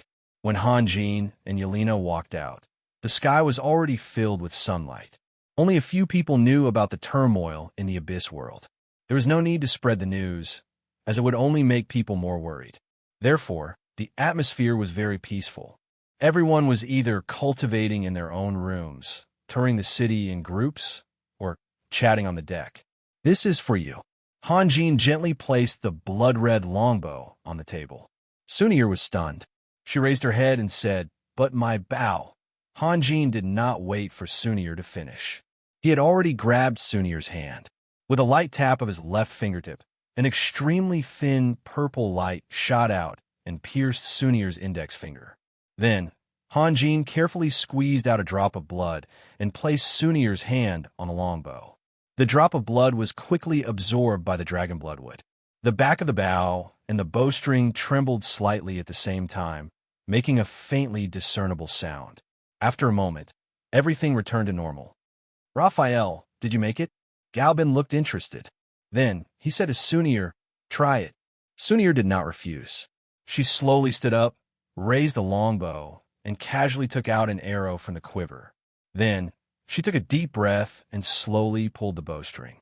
Maybe it was because it was the first time that the bow had been stretched so tight the back and the bowstring kept creaking. When the back of the bow was bent into a full moon, Sunir gently loosened her fingers. A black light flashed and disappeared in the golden sunset.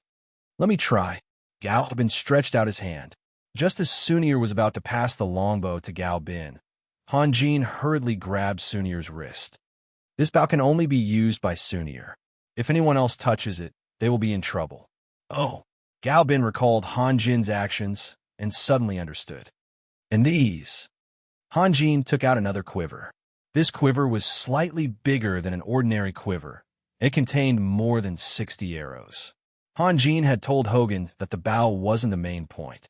The reason why he had personally tempered Sunir's longbow was so that the arrows could unleash their full potential.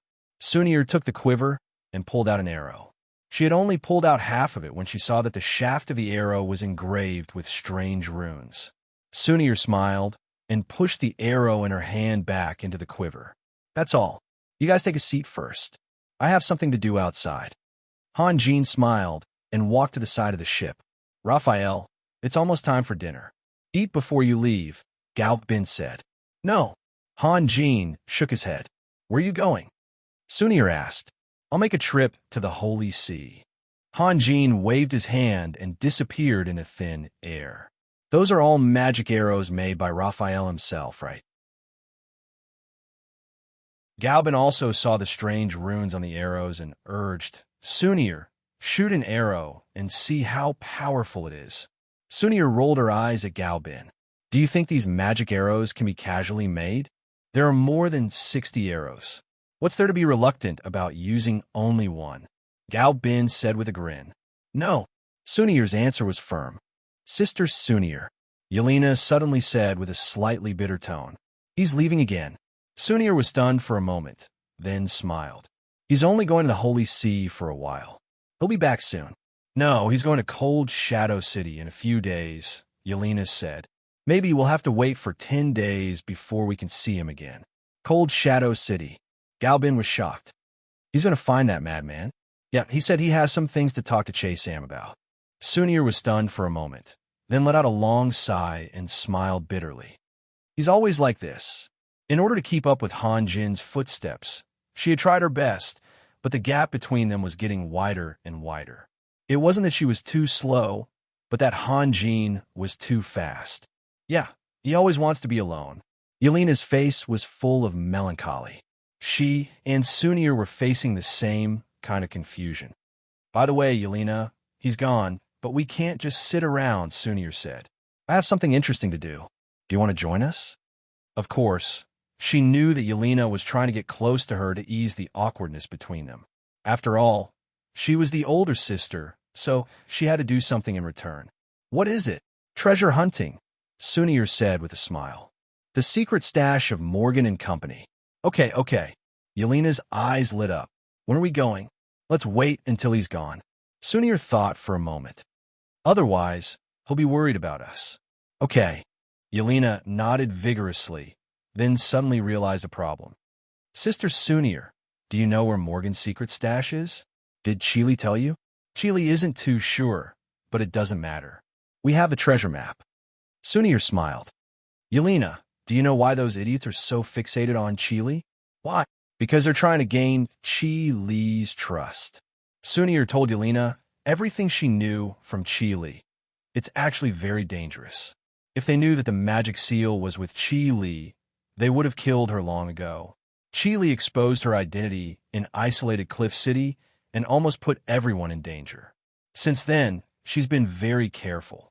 Those guys pretended to be from Morgan and Company, and they even gave the treasure map they stole from Morgan and Co. to Chili. Did Chili really take out the magic seal? Yelena asked nervously. She's a little suspicious. After going through so much, it's not easy to win her trust.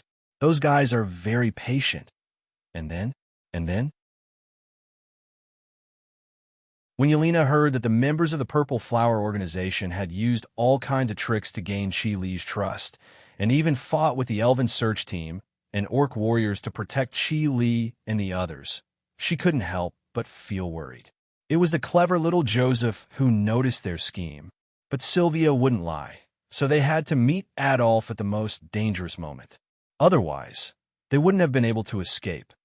After hearing Sunir's story, Yelena let out a long sigh of relief. A weak woman, a careless female warrior, and a young man had a battle of wits and courage with a pack of wolves. The whole story had given her a thrilling feeling.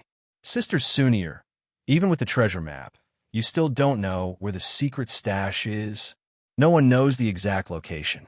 Sunir said, in fact, it was not Dismark who first discovered the underground tunnel under the Holy Crown City, but Morgan and Company. They seem to have discovered it 100 years ago. Morgan's secret stash is in those underground tunnels. The map only shows an area. If we can find that area, we can certainly find the secret stash, but can we find the specific location among so many tunnels?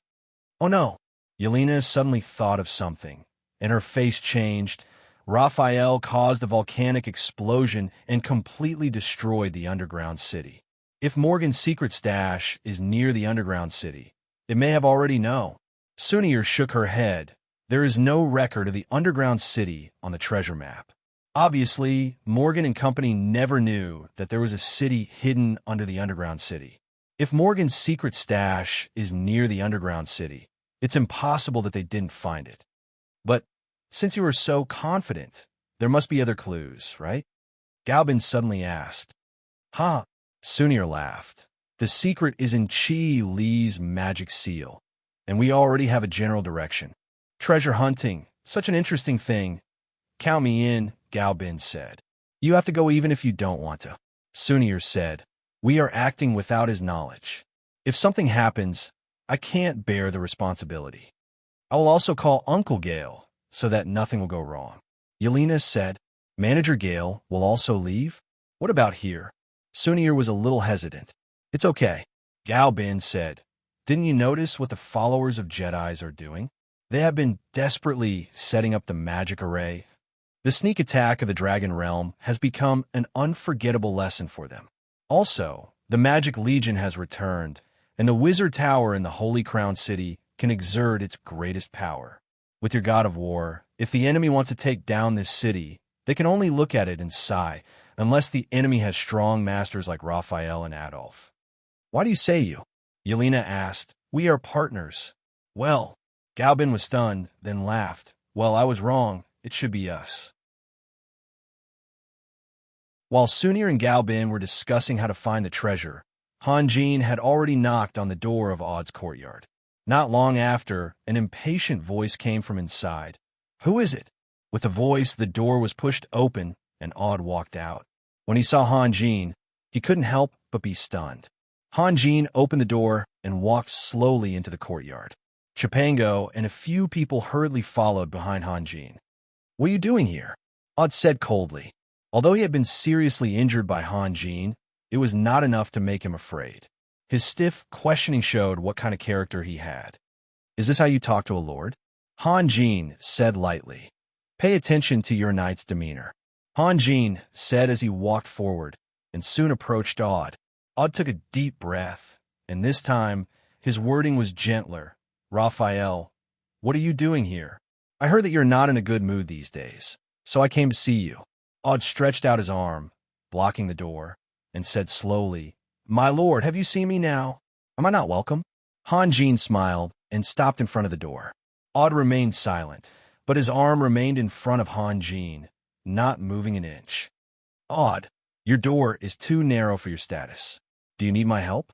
Han Jin's smile became even more cheerful, revealing 2 rows of white teeth. Aud's heart trembled. After interacting with Han Jin for so long, he gradually understood Han Jin's habits. Han Jin always liked to smile, and when Han Jin opened his mouth and revealed a cheerful smile, it was often a sign that something was about to be released or was about to explode. Aud's body involuntarily took a step back, but his arm was still supporting him in front of the door.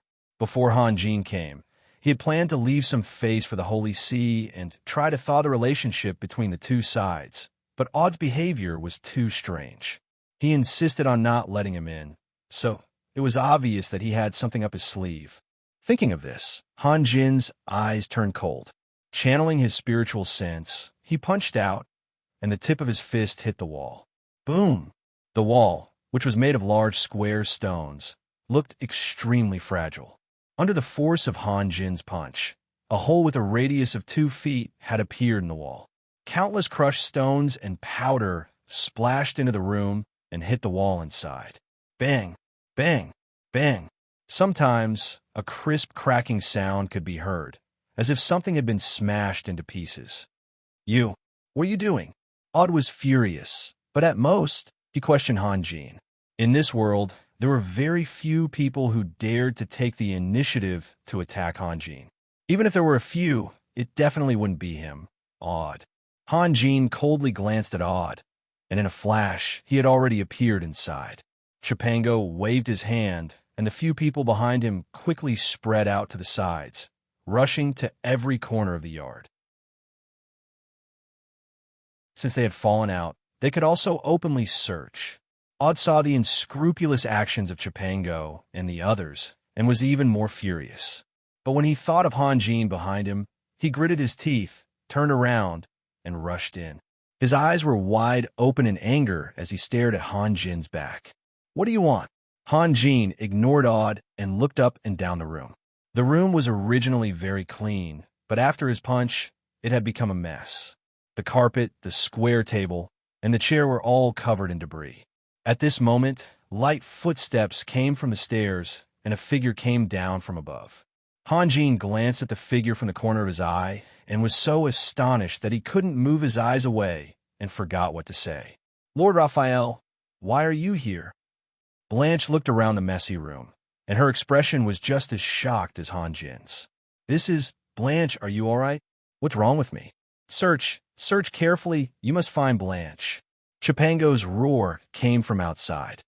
"If she's alive, I want to see her. If she's dead, I want to see her corpse." Blanche wasn't stupid and immediately understood the reason for all this. She looked at Han Jin strangely and smiled bitterly. "Lord Raphael, are my standards for men really that bad? To think that I would treat a murderer as my husband." Han Jin was very embarrassed and smiled bitterly. "Why didn't you go back and tell us? Do you know how many days we've been looking for you? The church is just ahead, and it's very inconvenient to go in and out." "I didn't want to cause trouble for him," Blanche said softly. "I want to go back a long time ago, but he wouldn't let me go." At this time, Chipango rushed in from outside. "My lord," outside. He only managed to say a few words before he gaped at Blanche, dumbfounded.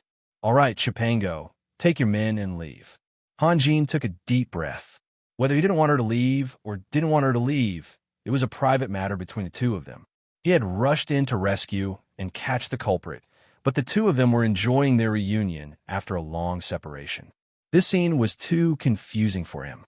"Understood, my lord." Chipango also knew that he had made a big mistake. He grunted in response, turned around, and rushed out in a hurry. The remaining three were speechless. Odd's complexion was better than before, but he was also conflicted. He was touched that Hanjin cared about Blanche's safety, but he didn't know whether to laugh or cry when he thought of him as a possible murderer. "Lord Raphael, thank you for your concern. Thank you very much." Blanche was the first to break the silence. "You saved me once in the Grand Light Empire, and again in the Bite Man Empire. Now, I know that you treat me as a true friend. Thank you. How should I put it?" Hanjin shrugged his shoulders. "I've never been afraid to speculate on people's hearts with the worst malice. You may not understand and may think that I'm evil, but what I've done is just to better protect myself and my friends. In the past, I've tasted many similar lessons.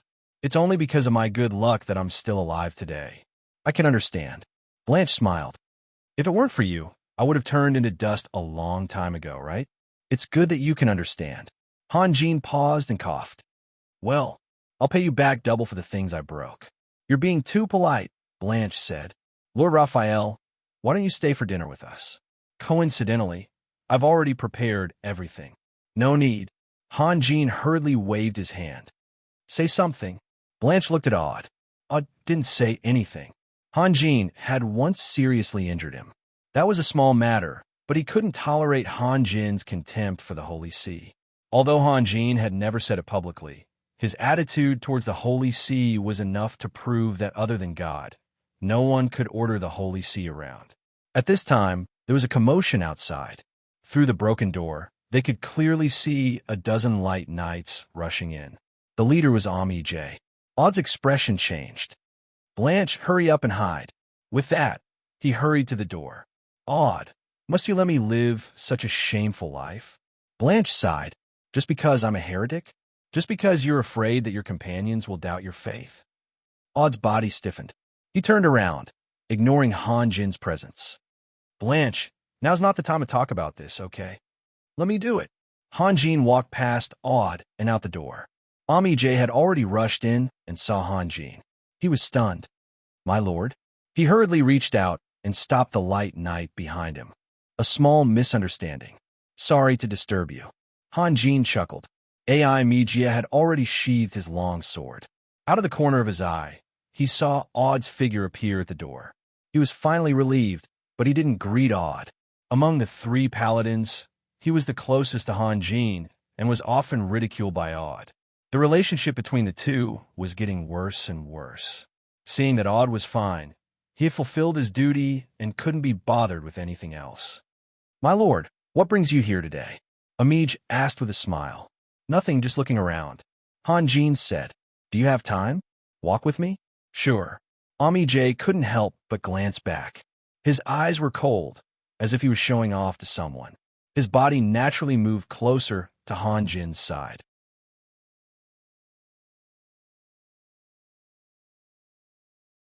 Chapter 450. "Come on, follow me," Hanjin said as he walked as if nothing had happened. "Raphael, what's the matter? Why are you being so mysterious?" Morrison's asked curiously. "You'll know when we get there. Is it a good thing or a bad thing?" Morrison's asked again. "Of course it's a good thing."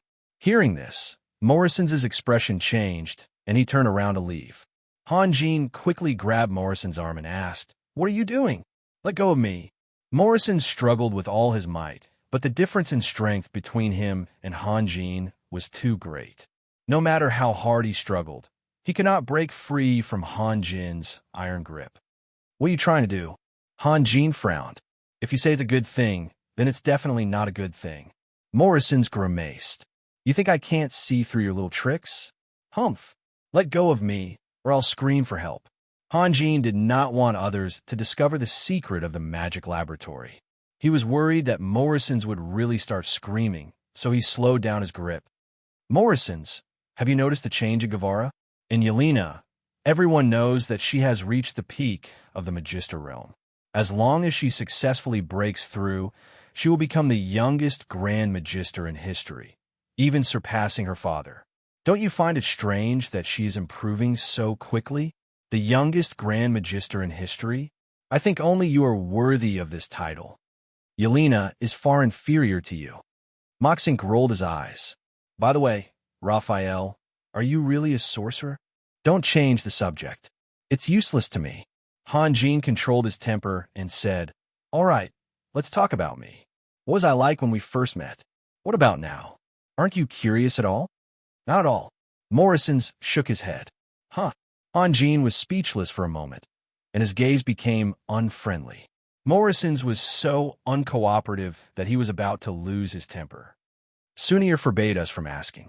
Morrison's was still trying to change the subject. Isn't this a secret between you two? Listen to me. Han Jin sighed. Have I ever lied to you in the past few years? Yes. Morrison shouted. You said you were a prophet. Were you? Han Jin exerted force on his wrist and threw Morrison's away. His patience had finally run out. Moxink's sturdy body became as light as a straw, which was enough to prove Han Jin's strength. With a series of strange cries, Moxink flew out for more than 20 meters, rubbed against the wall, and rolled down to the ground. Before he realized what had happened, Han Jin had already appeared in front of him, clasped a shoulder, and threw him out again. Morrison's intuition told him that Han Jin was trying to sneakily take him somewhere. Now that Han Jin was using violence against him, his intuition was confirmed. Morrison's couldn't help but scream, Help!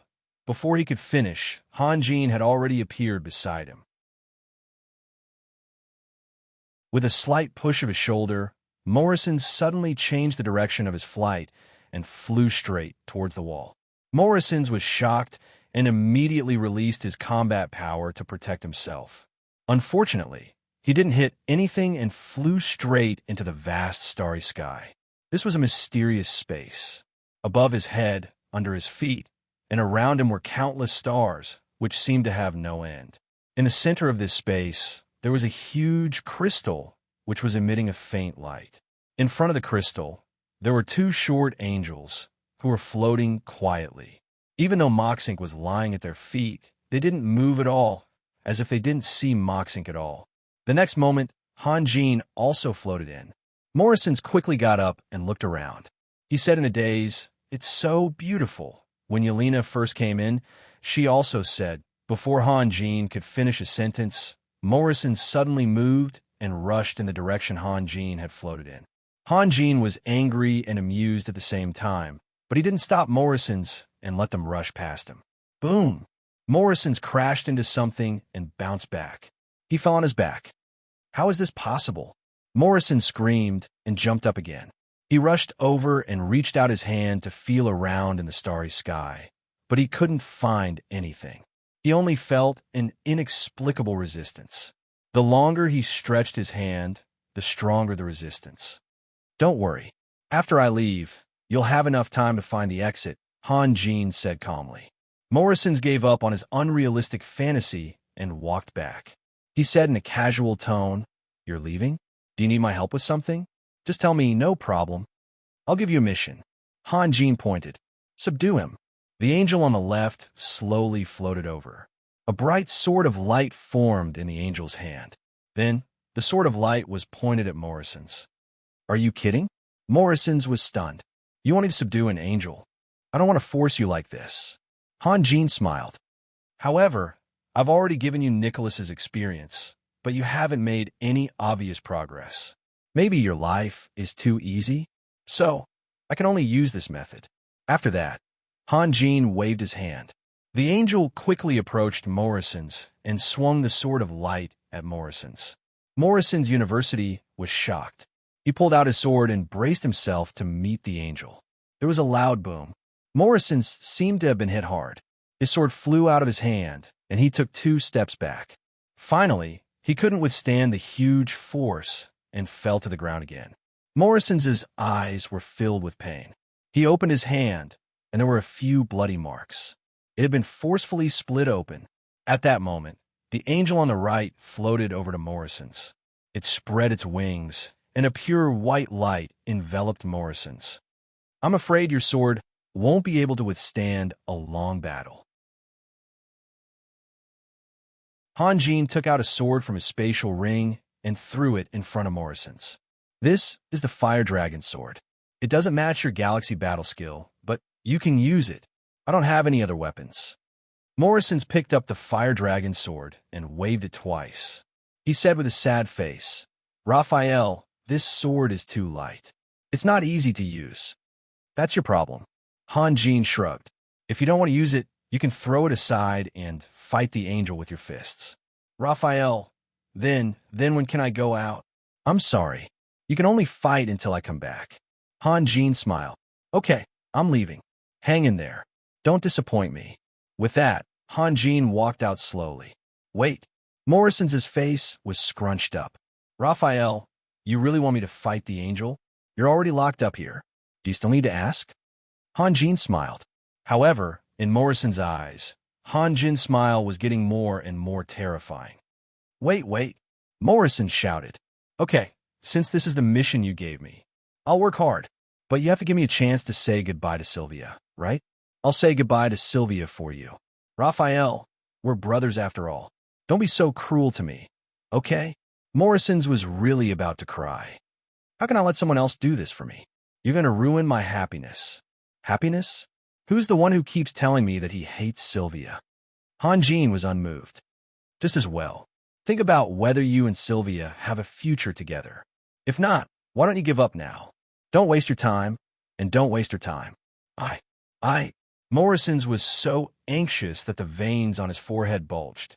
However, he couldn't think of a way to escape.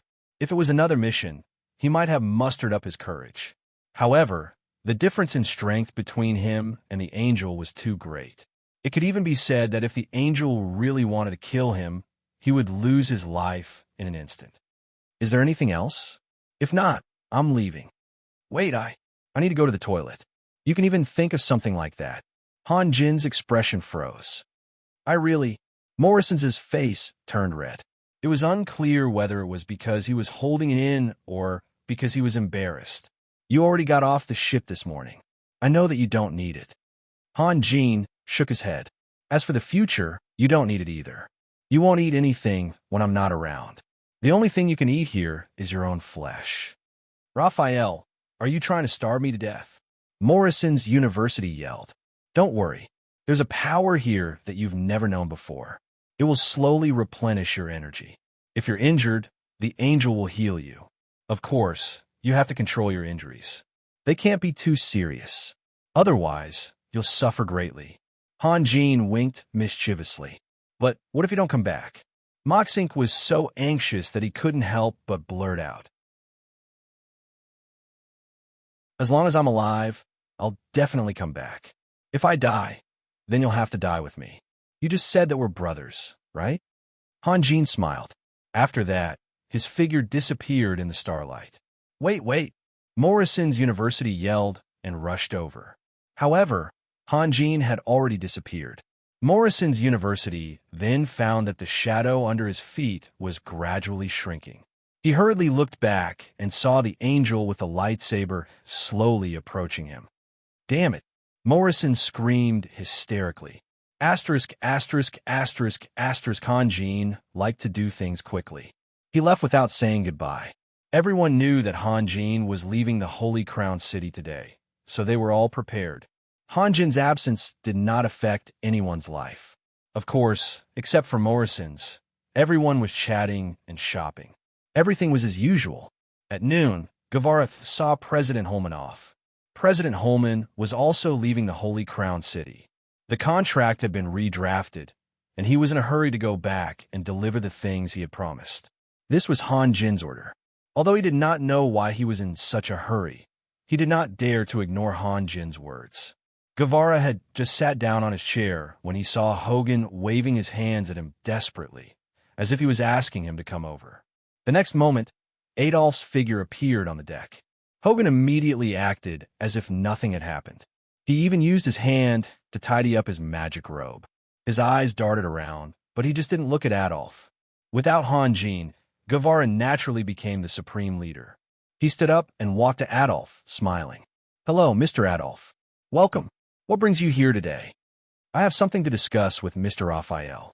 Adolf bowed slightly and glanced around. "Is Mr. Raphael here?" "Unfortunately, he just left." Guevara stepped aside. "Please have a seat. When will Mr. Raphael come back?" Adolf did not sit down. He was still standing there. "Well, I'm not sure." Before he left, he said that if he was fast, he would be back in a few days. If he was slow, it might take half a month. "What?" Adolf was stunned. He thought that Hanjin had just gone out. "Where did Mr. Raphael go?" "Raphael went to Cold Shadow City." Guevara did not hide it. "Cold Shadow City? What are you going to do?" Adolf asked. Adolf's question was unreasonable. Did he have to report the Lord's whereabouts to the Holy See? However, Guevara was very magnanimous. He would not dwell on such a small matter, but when it came to the big picture, he would not give in. Guevara looked around and said in a low voice, "You should know about the Abyss World, right?"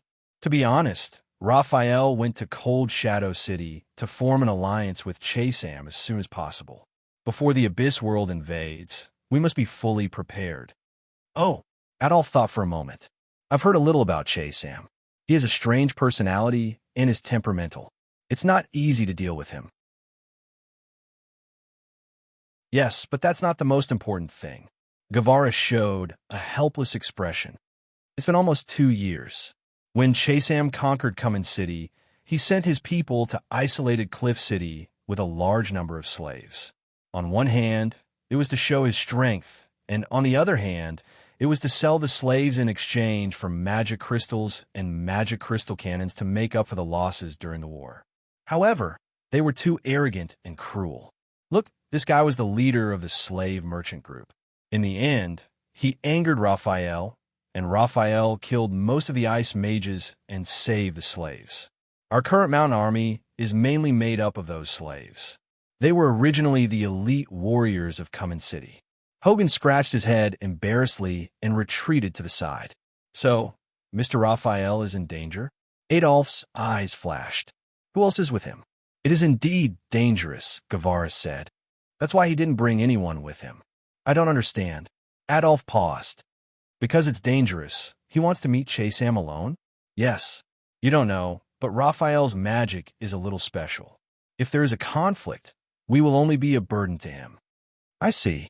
Adolf smiled and slowly looked around. "You don't want to be a burden to him, so you have to stay here and enjoy your comfortable life." Guevara was stunned. Perhaps there was a certain gap between his strength and Adolf's, but his eyesight was not bad. He could see that Adolf's eyes were filled with disdain. "Well, goodbye, Mr. Guevara. I hope I didn't disturb you." Adolf bowed again, then turned and walked to the side of the ship. When Adolf's figure disappeared, Hogan came to Guevara's side. "Mr. Guevara, what's wrong with that guy? He seems to be looking down on us." Che Guevara frowned, but did not say anything. Hanjin rode on the purple light and shot towards the north. The power of the heavenly axiom was far greater than the flying swords he used before. At this moment, his flying speed was comparable to that of an ancient dragon. The ground, mountains, and rivers turned into white threads under his feet. This phenomenon was very strange. The ground and mountains were dark in color, but when they passed under his feet, everything turned into a faint, hazy white. Hanjin did not understand the reason for this. He only knew that this phenomenon would occur when his speed broke through a certain limit. Hanjin was in deep thought as he operated the heavenly axiom. Although he had never sent any spies to Cold Shadow City, he was very clear about the situation in Cold Shadow City. This was all thanks to Solomon's book collection. Because of its close proximity, Cold Shadow City received a lot of attention from Solomon. At least, it was much easier to gather information than the Abyss World. The population of Cold Shadow City was not large. It was not even 1/10 of the population of Holy Crown City. To be precise, their population could not increase. Cold Shadow City was located in a world of ice and snow. Every year, it would be frozen for 6 months or even longer.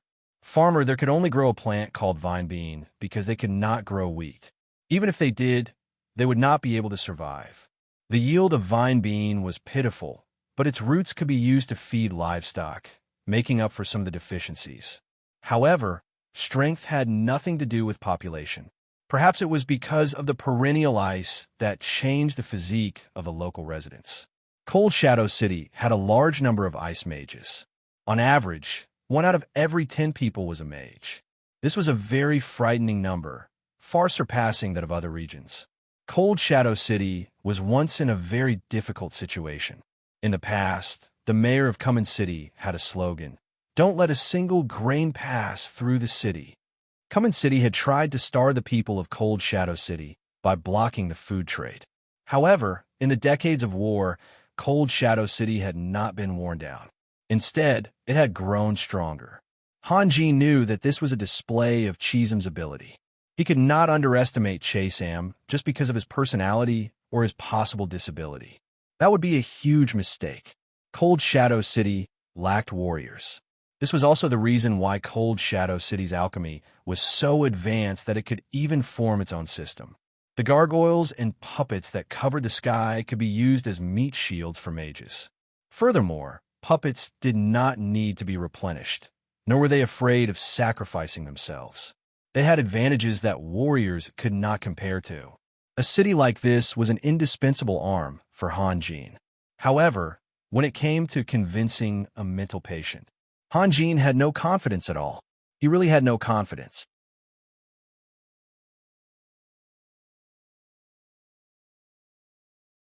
Chapter 451.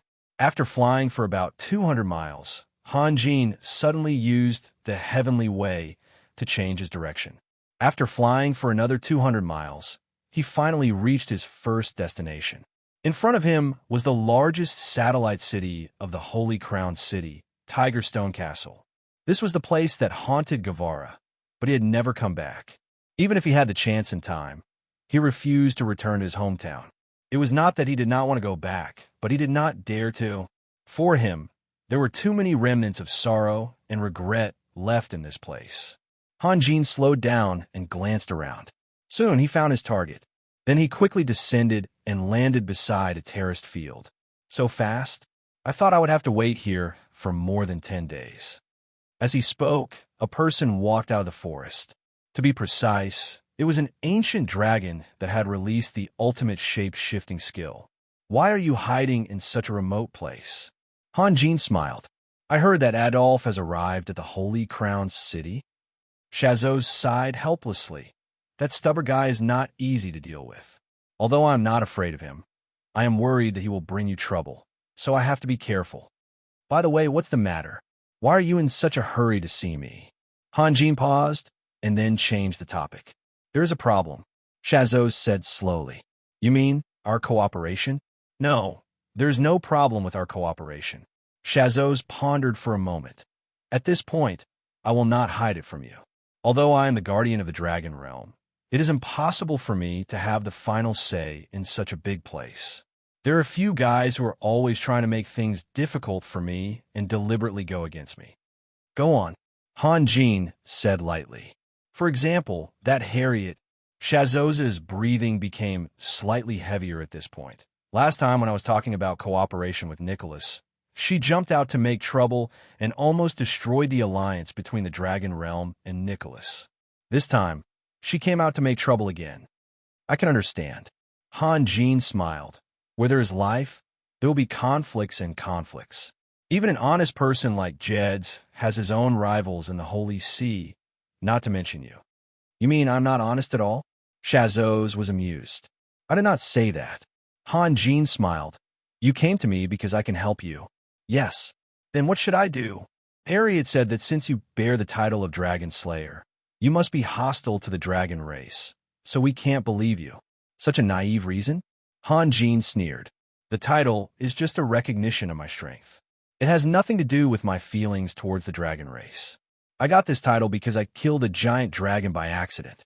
The dragon race is the most powerful race in the world. People always regard the dragon race as the ultimate goal to surpass. Therefore, they use this title to show their respect for me. It's just a form of respect. I know. Chazot smiled bitterly. Actually, Harriet knows, but she is so unreasonable. I can't do anything about it. There are many strong people who have the power to rival the dragon. For example, Nicholas and Adolf. I guess. Harriet doesn't like them either, right? Han Jean said slowly. Chazot was speechless. In fact, Harriet hated all existences that threatened the safety of the dragon race. Not only these few strong human beings, but also other top creatures. However, Chazot couldn't confess to Han Jean that the dragons were not the only species that lived on the continent. It was fine for him to brag about it within his own clan, but it would only make him a laughingstock if he told others about it. Then, what do you need me to do? Han Jean asked softly. On behalf of all the guardians of the Dragon Realm, I invite you to the Dragon Realm as a guest. Chazot said solemnly, please don't worry. We have no other intentions. We don't need you to do anything or pay anything. As long as you're willing to go, it will be your sincerity. Han Jean was stunned. He narrowed his eyes and pondered. I will think of a way to get Harriet to leave the Dragon Realm temporarily. Chazot added, and I will always be by your side. With me here, the other guardians will not make things difficult for you. What about Harriet? Han Jean smiled. She is an exception. That is why I'm thinking of a way to get her to leave. Chazot smiled bitterly. Okay. Han Jean nodded slowly. It is impolite to refuse someone's invitation. You agree? Chazot let out a sigh of relief. When? I can wait for you. In fact, this was originally Harriet's request. She insisted that a person with bad intentions would not dare to set foot in the Dragon Realm. If Raphael was willing to come, the Dragon Realm would continue to cooperate with Raphael. If Raphael was not willing to come, it would prove that her judgment was correct. Now, she should find a way to completely destroy Raphael. Chazot was dissatisfied with Harriet's suggestion. In his eyes, this method of probing was like child's play. Nicholas was also unwilling to come back, but now they were working well together. However, he had already protected Nicholas. This time, he could only give in temporarily. Unless he had absolute authority in the Dragon Realm, he would not be able to make the other guardians do as he wished. I will go to Cold Shadow City first. After meeting Chasam, I will not return to the Holy Crown City. I will go to the Dragon Realm first. You? Chazot was stunned. You have to make some preparations, don't you? I'm not going to fight. What's there to prepare? Han Jean said lightly. Your style is really swift and decisive. It's admirable. Chazot smiled. What are you going to do in Cold Shadow City? Do you need me to go with you? I'm going to convince Chasam to join my alliance. Han Jean shook his head. This is between me and Chasam. If you go with me, he might be provoked. I met him a few months ago. Chazot seemed to remember something and murmured, That what? Did you lose? Not really, but what happened made me very uncomfortable. Chazot shook his head. You have to be careful. Han Jean heaved a sigh of relief, his eyebrows slightly wrinkled. By the way, did Dragon City's Xavier look for you again? Chazot asked. No. After that battle, the dragons of Dragon City completely disappeared. They did not contact the elves either. I knew it would be like this. Chazot smiled meaningfully. Xavier's injuries were very serious. He could only go into hibernation when he returned to Dragon City. Ha! By the time he came out, the world had already become a stranger. Other than Xavier, all the dragons sent by Dragon City had died. For Dragon City, this was a huge blow. They're probably in a mess now, or trying to shift the blame to each other. Or they might have sent out a large number of dragons. Do you think they will take revenge on me? Why would they take revenge on you? Chazot laughed. You cooperated with Dragon City to attack the dragons of Dragon City. In the end, the attack was successful. They were careless and revealed the plan to the elves. The elves were accidentally captured by the beastmen. Only then did the beastmen know about the plan of the dragons of Dragon City. Ha! The dragons of Dragon City rashly joined the war between the elves and the beastmen.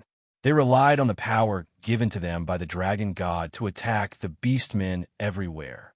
The beastmen hate them to the core. How could they miss such a good opportunity? Hanjin only smiled and did not reply. Speaking of which, I really admire you. Your plan is too meticulous. Being your enemy, he will not be able to eat or sleep in peace for the rest of his life. Shazos sighed.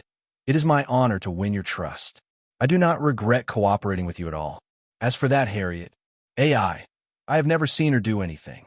She does not know the situation of the continent, nor does she want to know. She only lives in her own fantasy. First impressions are very important. Hanjin smiled. In fact, I am a very emotional person. Dragon City sent Maxwell here to try and take my life. So, no matter what kind of compensation they give me, it will not change my view of them. But you and I have always been very happy. I hope we can continue this happiness. There are many conflicts that we can talk about and compromise with each other. There is no need to fight to the death. Well said. Shazos nodded. Hanjin's words were exactly what he was thinking. When he first tried to cooperate with Nicholas, he followed this policy. Shazos smiled. By the way, Lord Raphael, in order to compensate you, Xavier must have given you a lot of good things, right? Nothing, only some dragon bloodwood and some alchemy materials. No way. Xavier is so stingy? Shazos froze for a moment, then smiled. You should have thrown those things at Xavier's face. Hanjin shrugged. There's also a magic staff, the nightmare staff. I know that magic staff, but for you, it seems to be useless. Yes, we do not have wizards here.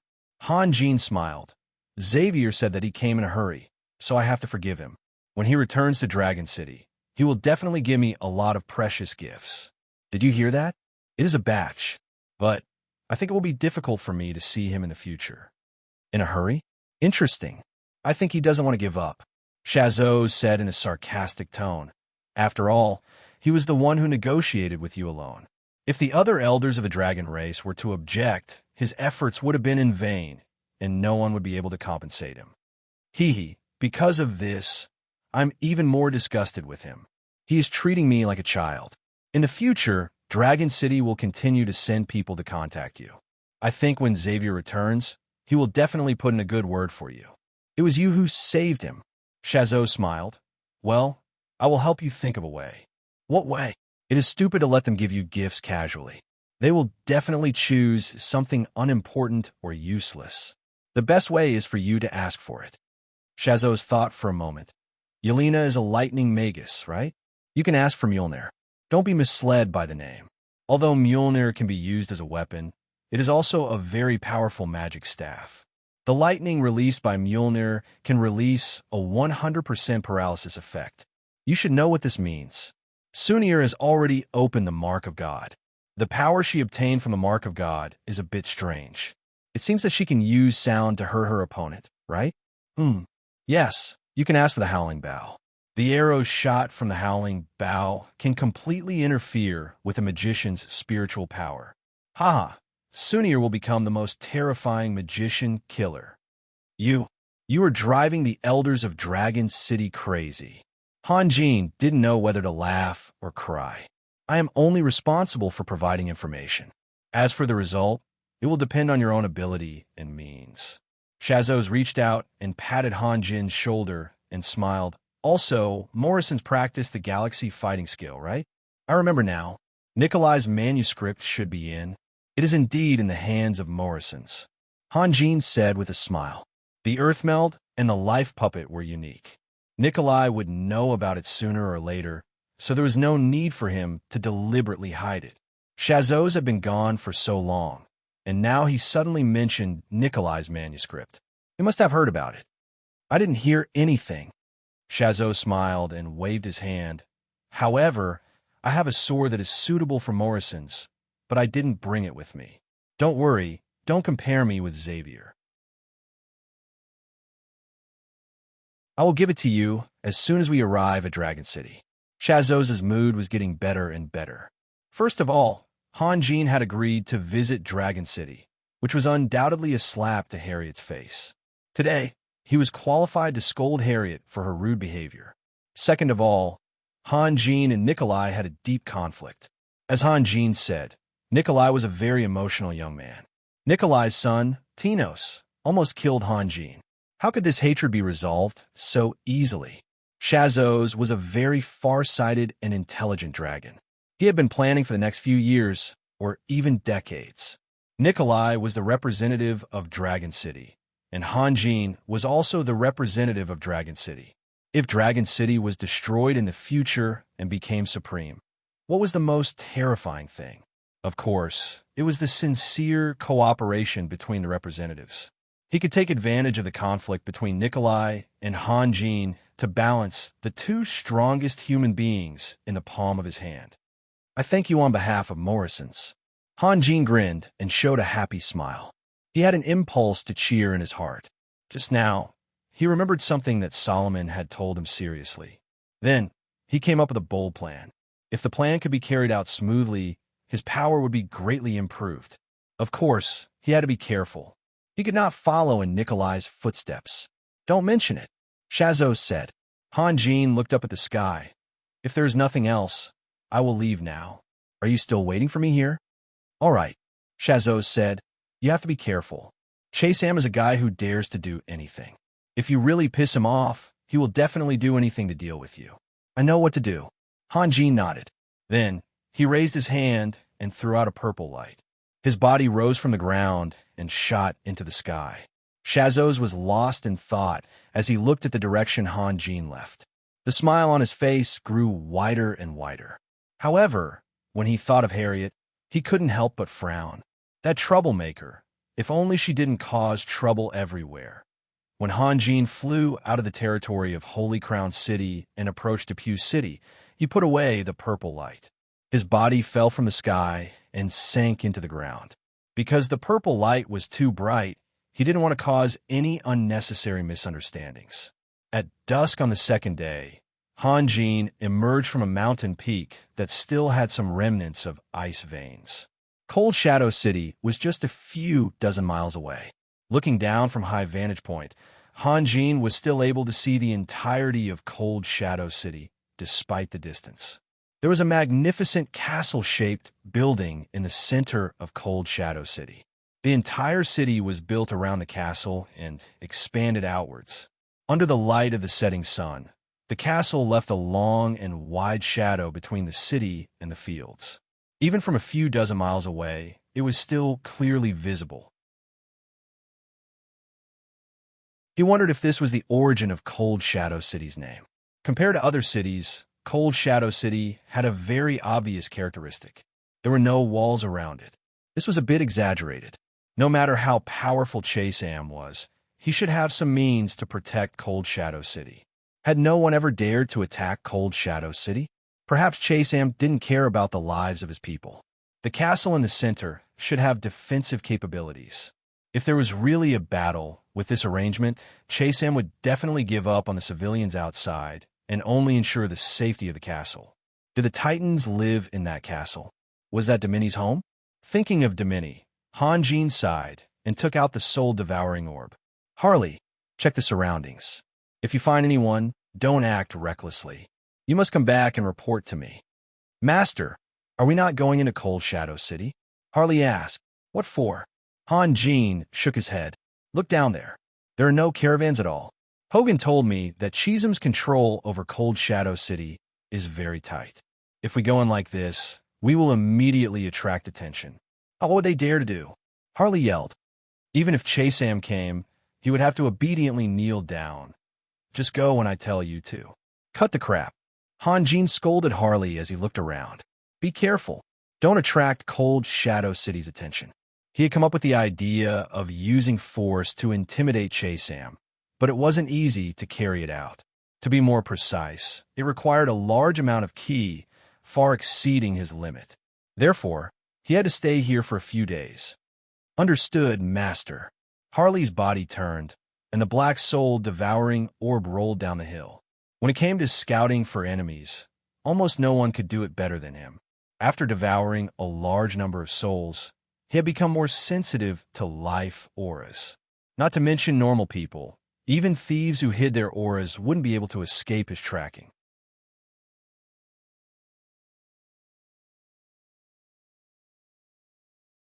Chapter 452. Hanjin slowly opened his tired eyes. The sky was still dark, almost the same as before he entered the trance state. Most of his primordial energy had been recovered by at least 80%. Judging from the time, something was wrong. Harley, Hanjin called out softly. Master, I'm here. Harley formed the soul-devouring orb again and flew down from above. What day is it now? It's the 4th day, Master. I've been meditating for an entire day. Not even a day, just a few hours away, Harley replied. Hanjin let out a long breath, stretched his limbs, and stood up slowly. Master, are you not ready yet? Harley asked. It's far from enough. It won't be easy to scare Chasam. Hanjin's expression was somewhat helpless. Help me keep an eye on him. Understood, Master. Harley nodded. The soul-devouring orb circled in the air, then sped up and flew towards the peak of the mountain. Hanjin's hands began to weave incantations, and as the incantation changed, streaks of looming brilliance were flung out from between his fingers and palms, either imprinted on the mountain rocks or hidden in the ice veins. Speaking of which, Hanjin was very lucky. At least he knew that a few days had passed. If he wanted to, he could rest at any time. In comparison, Morrison's was living in an endless hell of suffering. Wayaya. Morrison swung his fire dragon sword like a madman, attacking with all his moves. However, his sword moves were completely disorganized. He had forgotten all the techniques he had learned since he was a child. Morrison's mind was a mess. He only knew how to attack with all his strength and speed, trying to push his enemy as far away as possible. The angel fighting Morrison's seemed to be at ease. More accurately, he was playing a game. When Morrison's attacked, his sword would always be in front of Morrison's. After a while, the two swords would collide. If he really wanted to hurt Morrison's, he could easily take advantage of the opportunity to end Morrison's life. The angel didn't try to parry. As he floated in the air, he was inevitably pushed back by Moxink's crazy attacks. Moxink had lost count of how many times he had attacked. When the angel was forced to the other side of the starry sky, he made a feint and staggered back to his original position. Then he turned around and raised the fiery dragon's sword, pointing it at the angel, and shouted at the top of his voice, "Stay away from me. Do you hear me? You idiot." The angel didn't seem to hear Morrison's insults. He was still floating in the air. Morrison's body swayed. He couldn't help but kneel on the ground. Then he lay down. His expression was very strange. It was full of despair. One of his eyes was tightly closed, but the other was slowly closing. When his eyelids touched, it suddenly opened as if it had been electrocuted. He observed the angel's reaction. A few seconds later, the angel spread his wings and floated forward. Morrison's couldn't help but groan in pain. He wanted to jump up and fight, but he couldn't control his limbs. It was as if his soul had given up on this body. Should he continue fighting? He should sleep for a while. The angel would need some time to get here. Morrison's vigilant eyes slowly closed. Then, he reflexively opened it again. This time, it only opened a little. Then it slowly closed again. Morrison's was too tired. Ever since Hanjin left, his battle with the angel had never stopped. Even if he hid in a corner, the angel wouldn't let him go. Every 7 or 8 seconds, the angel would attack him. It was an indescribable torture. If he didn't have a shred of consciousness left, he would have used the fire dragon sword to cut his own neck. For the first time, Morrison's realized that being unconscious was a great blessing. Unfortunately, he couldn't do it. Hanjin hadn't lied to him. There was something invisible and untouchable here that was slowly replenishing his energy. It kept him at his peak. The angel floated above Morrison's, but Morrison's was still lying there, motionless. The angel slowly raised his sword of light and mercilessly stabbed down. The sword of light left a deep wound on Morrison's shoulder.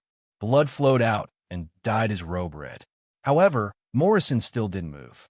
The angel slowly lowered his sword of light. There was a limit to his attacks.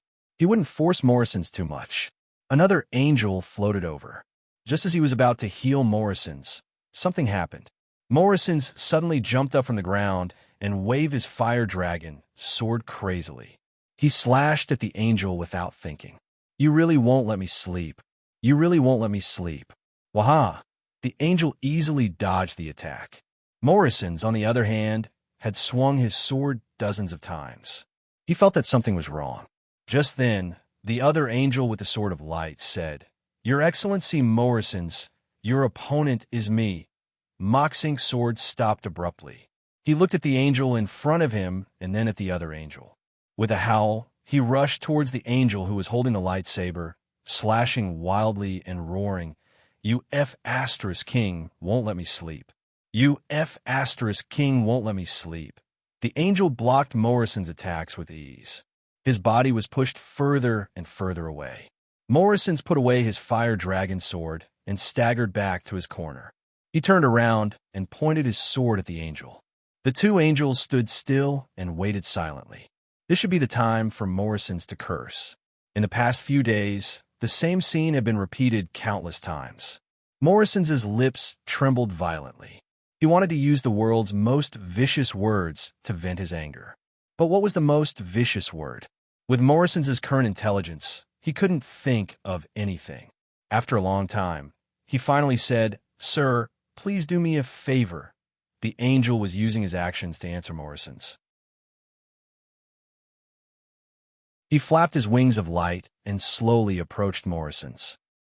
Morrison's suddenly threw away his fire dragon sword and used his fist to hit his head. He hated himself. Why couldn't he faint? After a few punches, Moxing's body suddenly stiffened, and he fell backward little by little. With a plop, he fell straight on the ground. Such a violent shock didn't wake him up at all. In a few seconds at most, he was already snoring softly. The angel flew above Morrison's and slowly raised his sword of light. At this time, the other angel suddenly said, He's reaching his limit.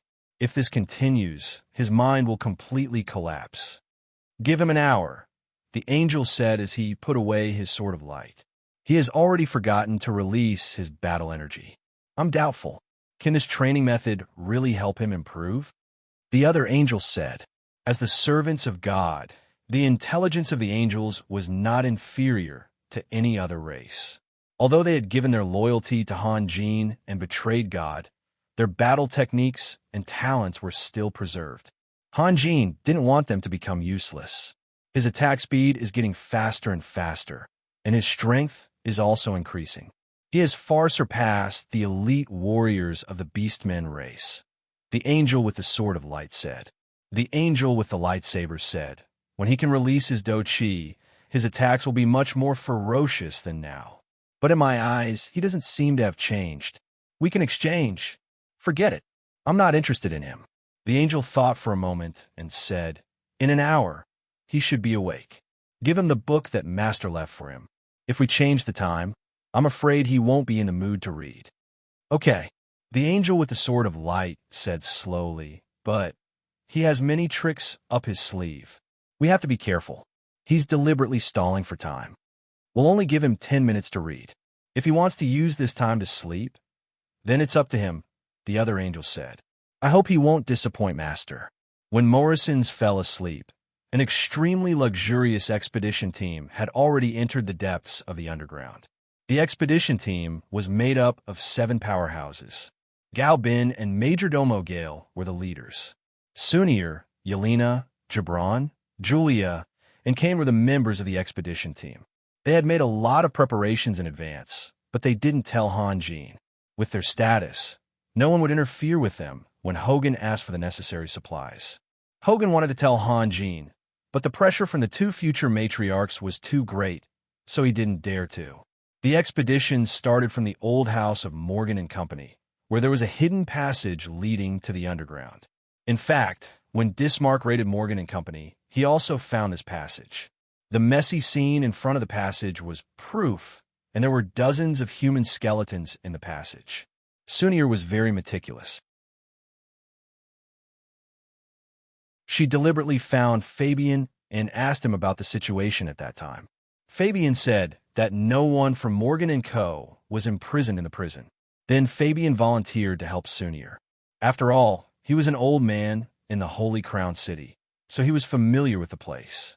Soon, he found the generals who were in charge of encircling Morgan and Company, and after learning that Qi Li, the young lady of Morgan and Company, was still alive and had become Han Jin's good friend, the generals were very happy and told him everything. Strictly speaking, it was Han Jin's dereliction of duty. At that time, he also wanted to find out how Morgan and Co. was destroyed. However, the death of the steward of Morgan and Company diverted his attention to the purple flower of hell and successfully uprooted the purple flower of hell in the Holy Crown City.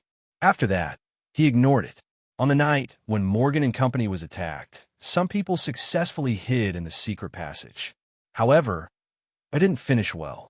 Bismarck's men found the secret passage and chased them in. Seeing that the pursuers were getting closer and closer, the leaders of Morgan and Company immediately ordered the guards to kill them. Obviously, after Bismarck hinted Morgan and Co. to hand over the glorious battle robe, the leaders of Morgan and Company had expected this day to come. That was why they secretly sent away the children who represented the future of the family, including Qi Li. Perhaps because of the secret treasure, Morgan and Company had always maintained a strict single-line inheritance system. When the children grew up, only the most suitable one would be left. The others would get a share of the money and then have to leave the Holy Crown City. After all, the fewer people who knew the secret, the better. According to the memories of the generals, Qi Li was the last remaining heir. The others had all been killed by Bismarck. At the beginning of the expedition, they were delayed for a long time because they had to clean up the skeletons. Who knew if Qi Li's parents were among them? In fact, they had never asked Qi Li about Morgan and Company because Qi Li was weak and not as tough as the experienced professionals. When Sunir and Qi Li talked about the secret treasure, they also carefully avoided sensitive topics. After entering the group of corridors connected to the Abyss world, Yelena and Kane were responsible for looking for the magic marks left behind. In fact, even the owner of Morgan and Company didn't know the specific way. There were magic marks to guide them, and anything that was shown in words or pictures could bring harm to Morgan and Company. Therefore, the secret map and the magic seal of Morgan and Company was just a precaution. The validity of the magic mark was half a year. If the mark couldn't be replaced within half a year, they might lose the wealth left by their ancestors forever, which would be a big joke. The owner of Morgan and Company was in a very contradictory mood. On the one hand, they wanted to leave enough useful information for themselves and their descendants. But on the other hand, they wanted to confuse all the outsiders who knew the secret. But for Gao Bin and Majordomo Gale, those things were just child's play. The worst result was that they had to go back several times. Moreover, although the magic mark had lost its effect, there were still some traces left. Kane might not be able to see it, but it would definitely be difficult to escape Yelena's senses. Moreover, she had prepared a large number of detection potions. Since she knew that there were magic marks nearby, she had to find them even if she had to turn the world upside down. After about 7 or 8 days, a fork appeared in front of them. The light of the magic lamp couldn't illuminate too far. The 3 dark holes looked very gloomy, as if there were countless monsters hiding inside. However, the members of the expedition were not afraid at all. On the contrary, they looked at each other with joy. Even Gao Bin was grinning. This was the first fork they had encountered in a few days. It just matched the treasure map that Qi Li and the others had snatched, which meant that Morgan's secret treasure was nearby.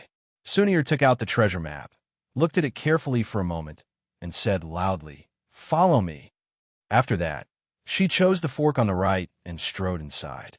Gao Bin hurriedly took a step forward and walked in front of Sunir. Kane held the magic lamp and followed behind Sunir. Majordomo Gale observed the surroundings. When everyone had entered the fork, he slowly walked forward. It was not wrong to be careful. If he and Gao Bin were to be injured in an accident, he would not be able to face Han Jin. After walking for only 10 minutes, Gao Bin, who was in front, found that it was a dead end. The path was blocked by piles of gravel. "Sunir, are you sure?" Gibran said in surprise. "This is a dead end." "Yes." Gao Bin grabbed a handful of gravel. "These stones are not naturally formed. According to my speculation, There should be a magic circle that was not mentioned on the treasure map. Unlike the magic markings, the markings will automatically disappear when the time comes, but the magic circle will activate on its own. Let me do it. Julia took out an arrow and slowly pulled the bowstring. A green light shot out and hit the pile of gravel in front of them.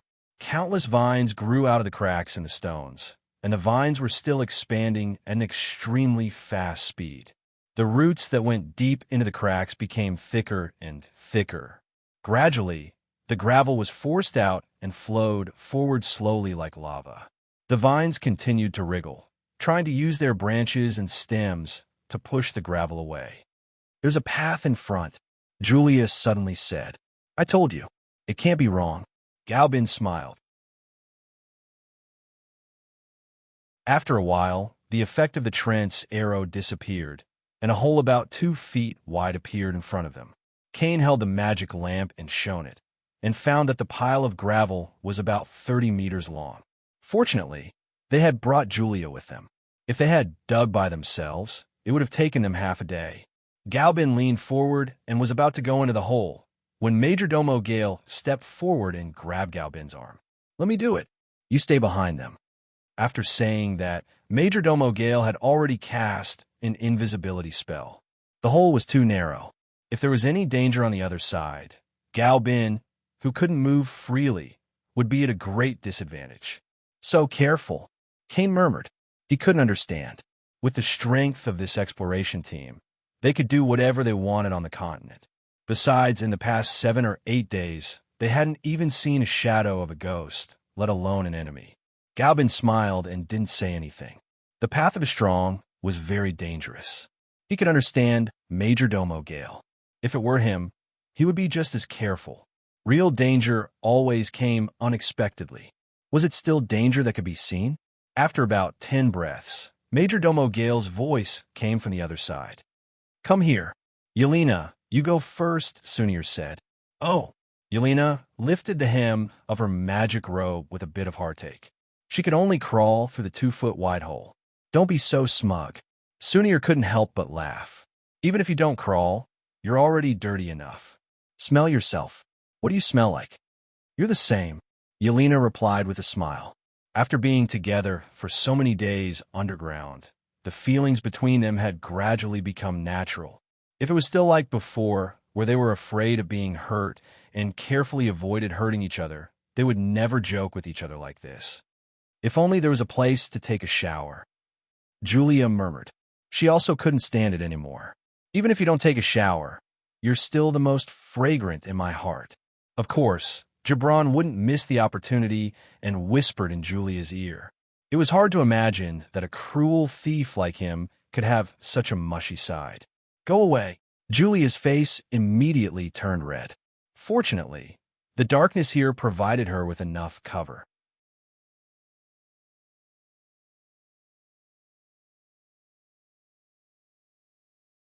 Chapter 453. After walking less than 100 meters through the cave, a stone door appeared in front of them. Gibran couldn't help but shout, "We're here. It should be here." "Wait a minute." Yelena hurriedly stopped him.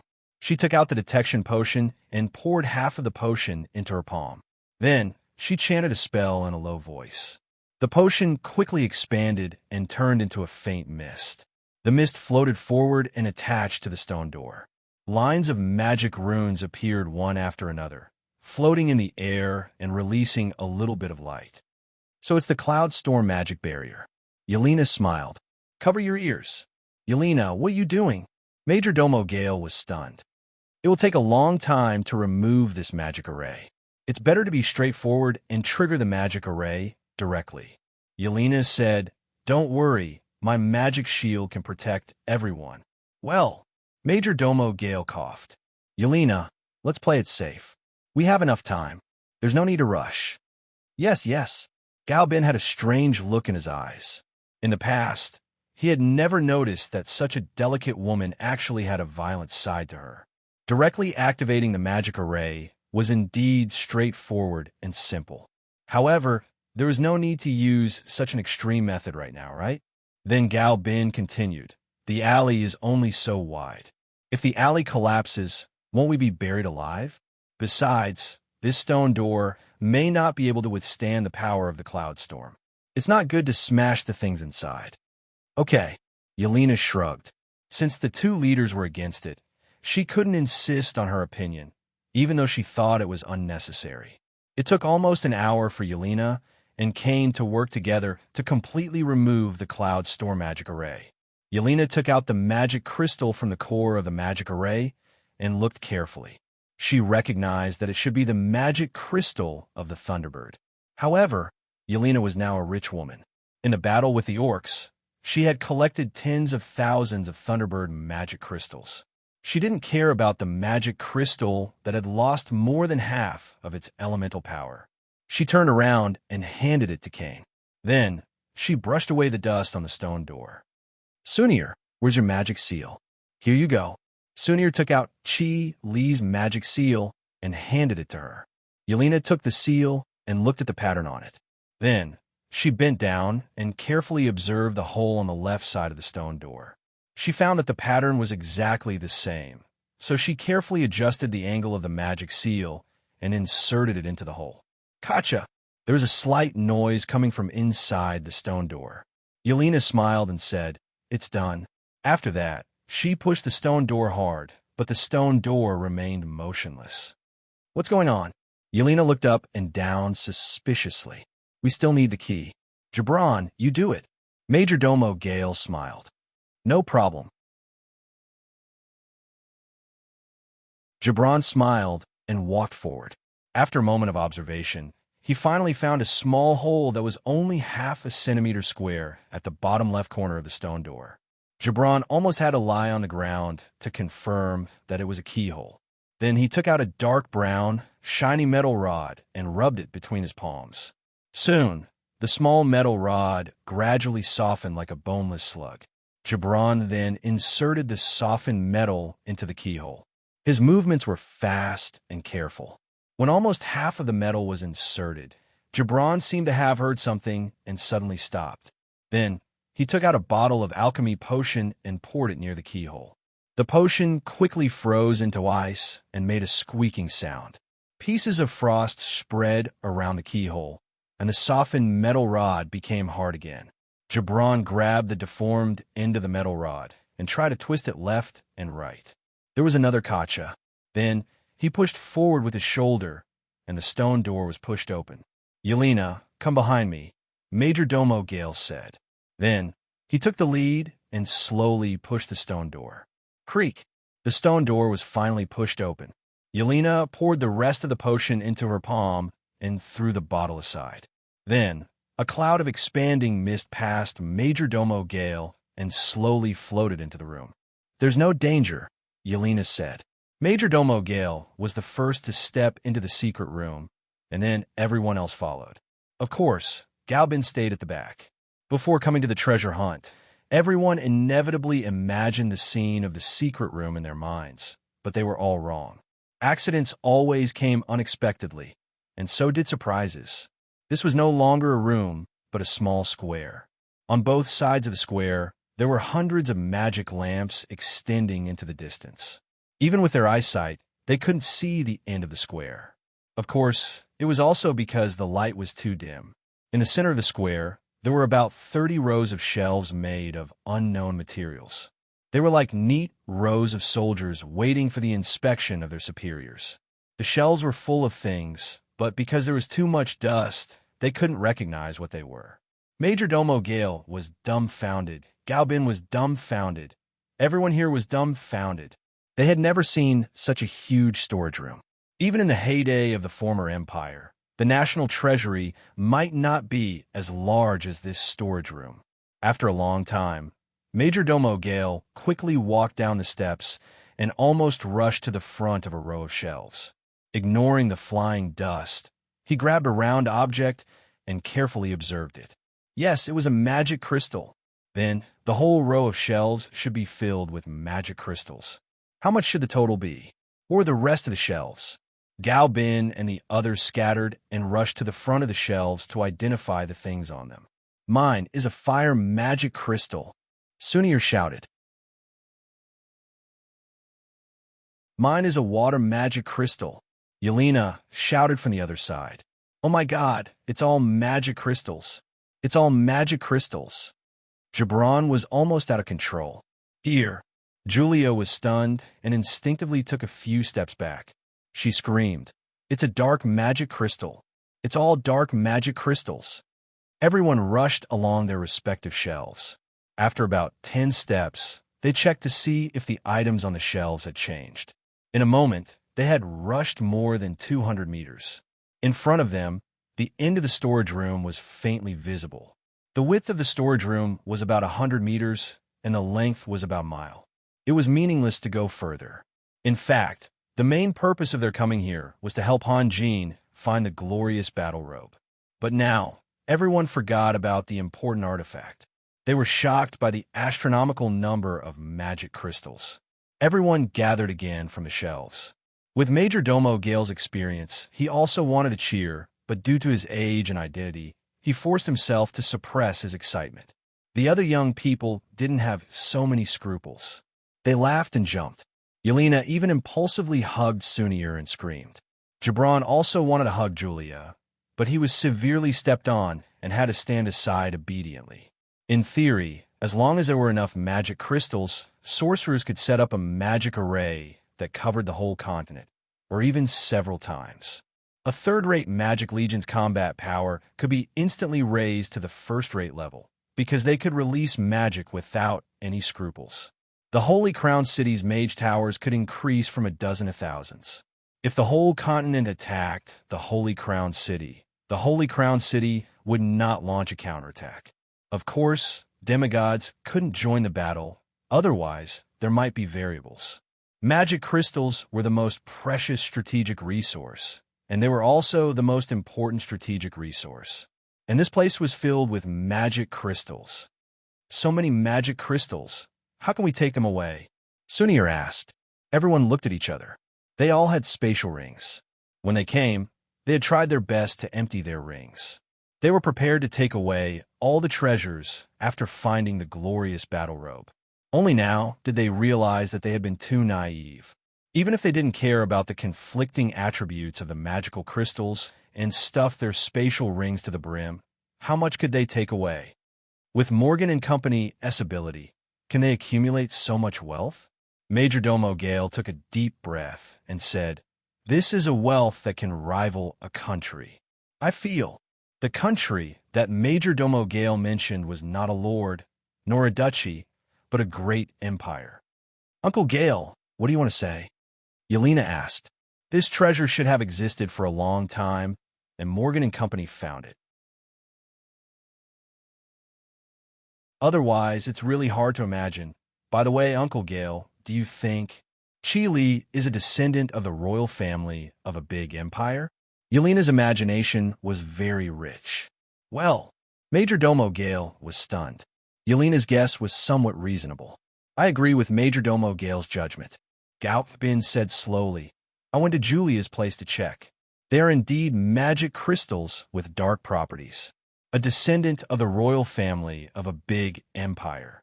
Haha, the power of a big empire can extend to the Abyss world. Where do they get so many dark magic crystals?" The Abyss world? Major Domo Gale paused. He immediately understood what Galpin meant. "Major Domo Gale, you mean this treasure has existed since the First World War?" "Should be right." Galpin nodded and said, "At that time, the power of the Abyss race was firmly suppressed by the Holy See. In the beginning of the war, other than catching the surface races off guard, they didn't have much of an advantage. In the middle of the war, they were able to occupy more than 90% of the continent because they found a way to fight against the Holy See. They used the elemental power of nature to attack the Holy See, and then used the power of darkness to attack the mages of nature. The Holy See and the Guild of Magic at that time were in conflict and refused to fight side by side. Even the god of war, Abraham, couldn't resolve the conflict between them. In this way, the Abyss race had the absolute advantage in any battlefield. In the end, when faced with the danger of complete destruction, the Holy See and the Guild of Magic abandoned their prejudice. "Brother, are you saying that this treasure belongs to the Abyss race?" Sunir asked in surprise. Yes, Galbin said. This is the most reasonable explanation. Then, why didn't they take the treasure back? How many years ago was that? How would I know? Galbin smiled and said, at that time, there was a large-scale rebellion in the Abyss world. The rulers of the Abyss world were anxious to go back and suppress it. As a result, they were surrounded by the rebels as soon as they retreated underground. Maybe those who knew the secret died in the war. These things seem to have not been touched for many years. Since Morgan and company found the treasure, why didn't they transport it out? The continent has been in chaos for years. Where's a safe place? Galbin asked. In fact, the people of Morgan and company were already very careful. So what? In the end, they were still discovered by Dismark, and the entire business group was destroyed. That's true. Yelena nodded and suddenly thought of something. What about the glorious battle robe? Did you find it? Let's split up and look for it. Sunir said. Everyone spread out again. There were so many magic crystals that they couldn't take them all at once. Even if they went back and forth dozens of times, it wouldn't be enough. In terms of the area it occupied, the glorious battle robe was undoubtedly the most valuable. Soon, Kane found a hanging soft armor on a stone platform at the end of the storage room. However, the soft armor had nothing to do with the glorious battle robe. It looked gray, but Kane felt the magic fluctuations of the seal and hurriedly called everyone over. Yelena rushed up happily and took off the soft armor. Then, she was stunned and turned to Sunir and said, Sunir, here you go. Why are you giving it to me? Sunir smiled and said, Isn't it the same no matter who gives it to him? In fact, when she saw Yelena take off the glorious battle robe first, she was more or less uncomfortable. This had nothing to do with being open-minded or not, because she was a woman and also because she and Yelena both liked the same man. Moreover, she was the one who initiated the treasure hunt. Now that Yelena had taken away the most important thing, it was inevitable that her heart would be affected. However, now that Yelena wanted to give her the glorious battle robe, her unhappiness disappeared. After all, Yelena had made a gesture. After all, Yelena always called her sister. I'm always with him. You, on the other hand, are always busy. It's better for you to give it to him, Yelena insisted. Her subtext was obvious. You can't do this. You should take the initiative to get close to him. Sunir, of course, understood Yelena's meaning. She was stunned for a moment, then slowly took the glorious battle robe.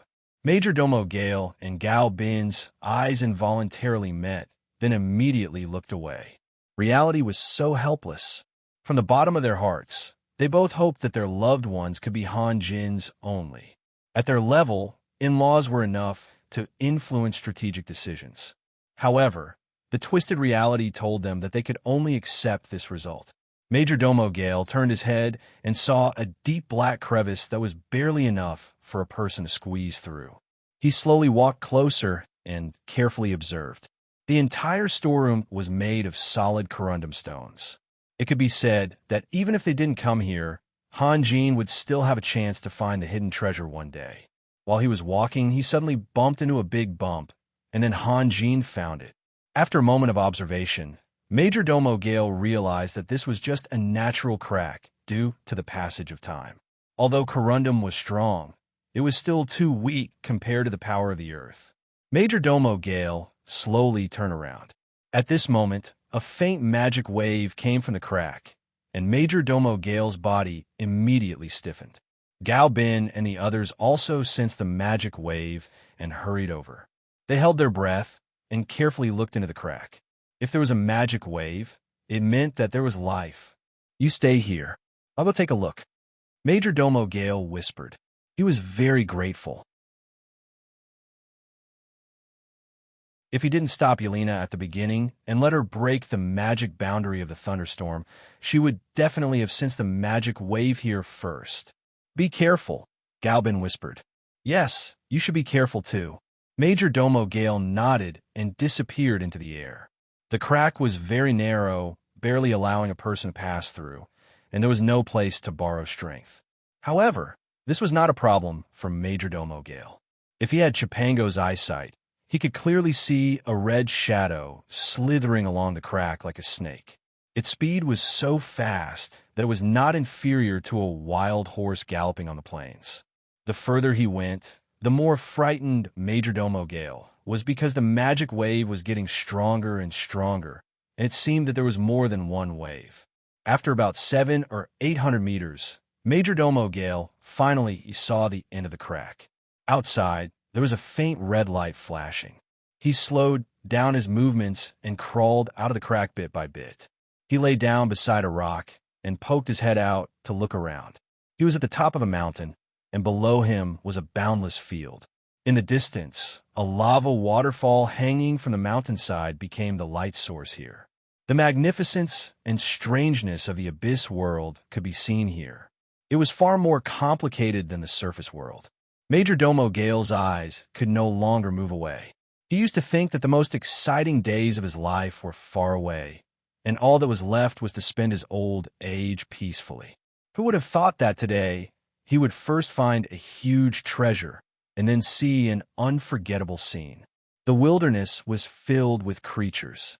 The ones with eyes that emitted a strange red light were vampires. The ones that were shaped like jellyfish were evil eyes.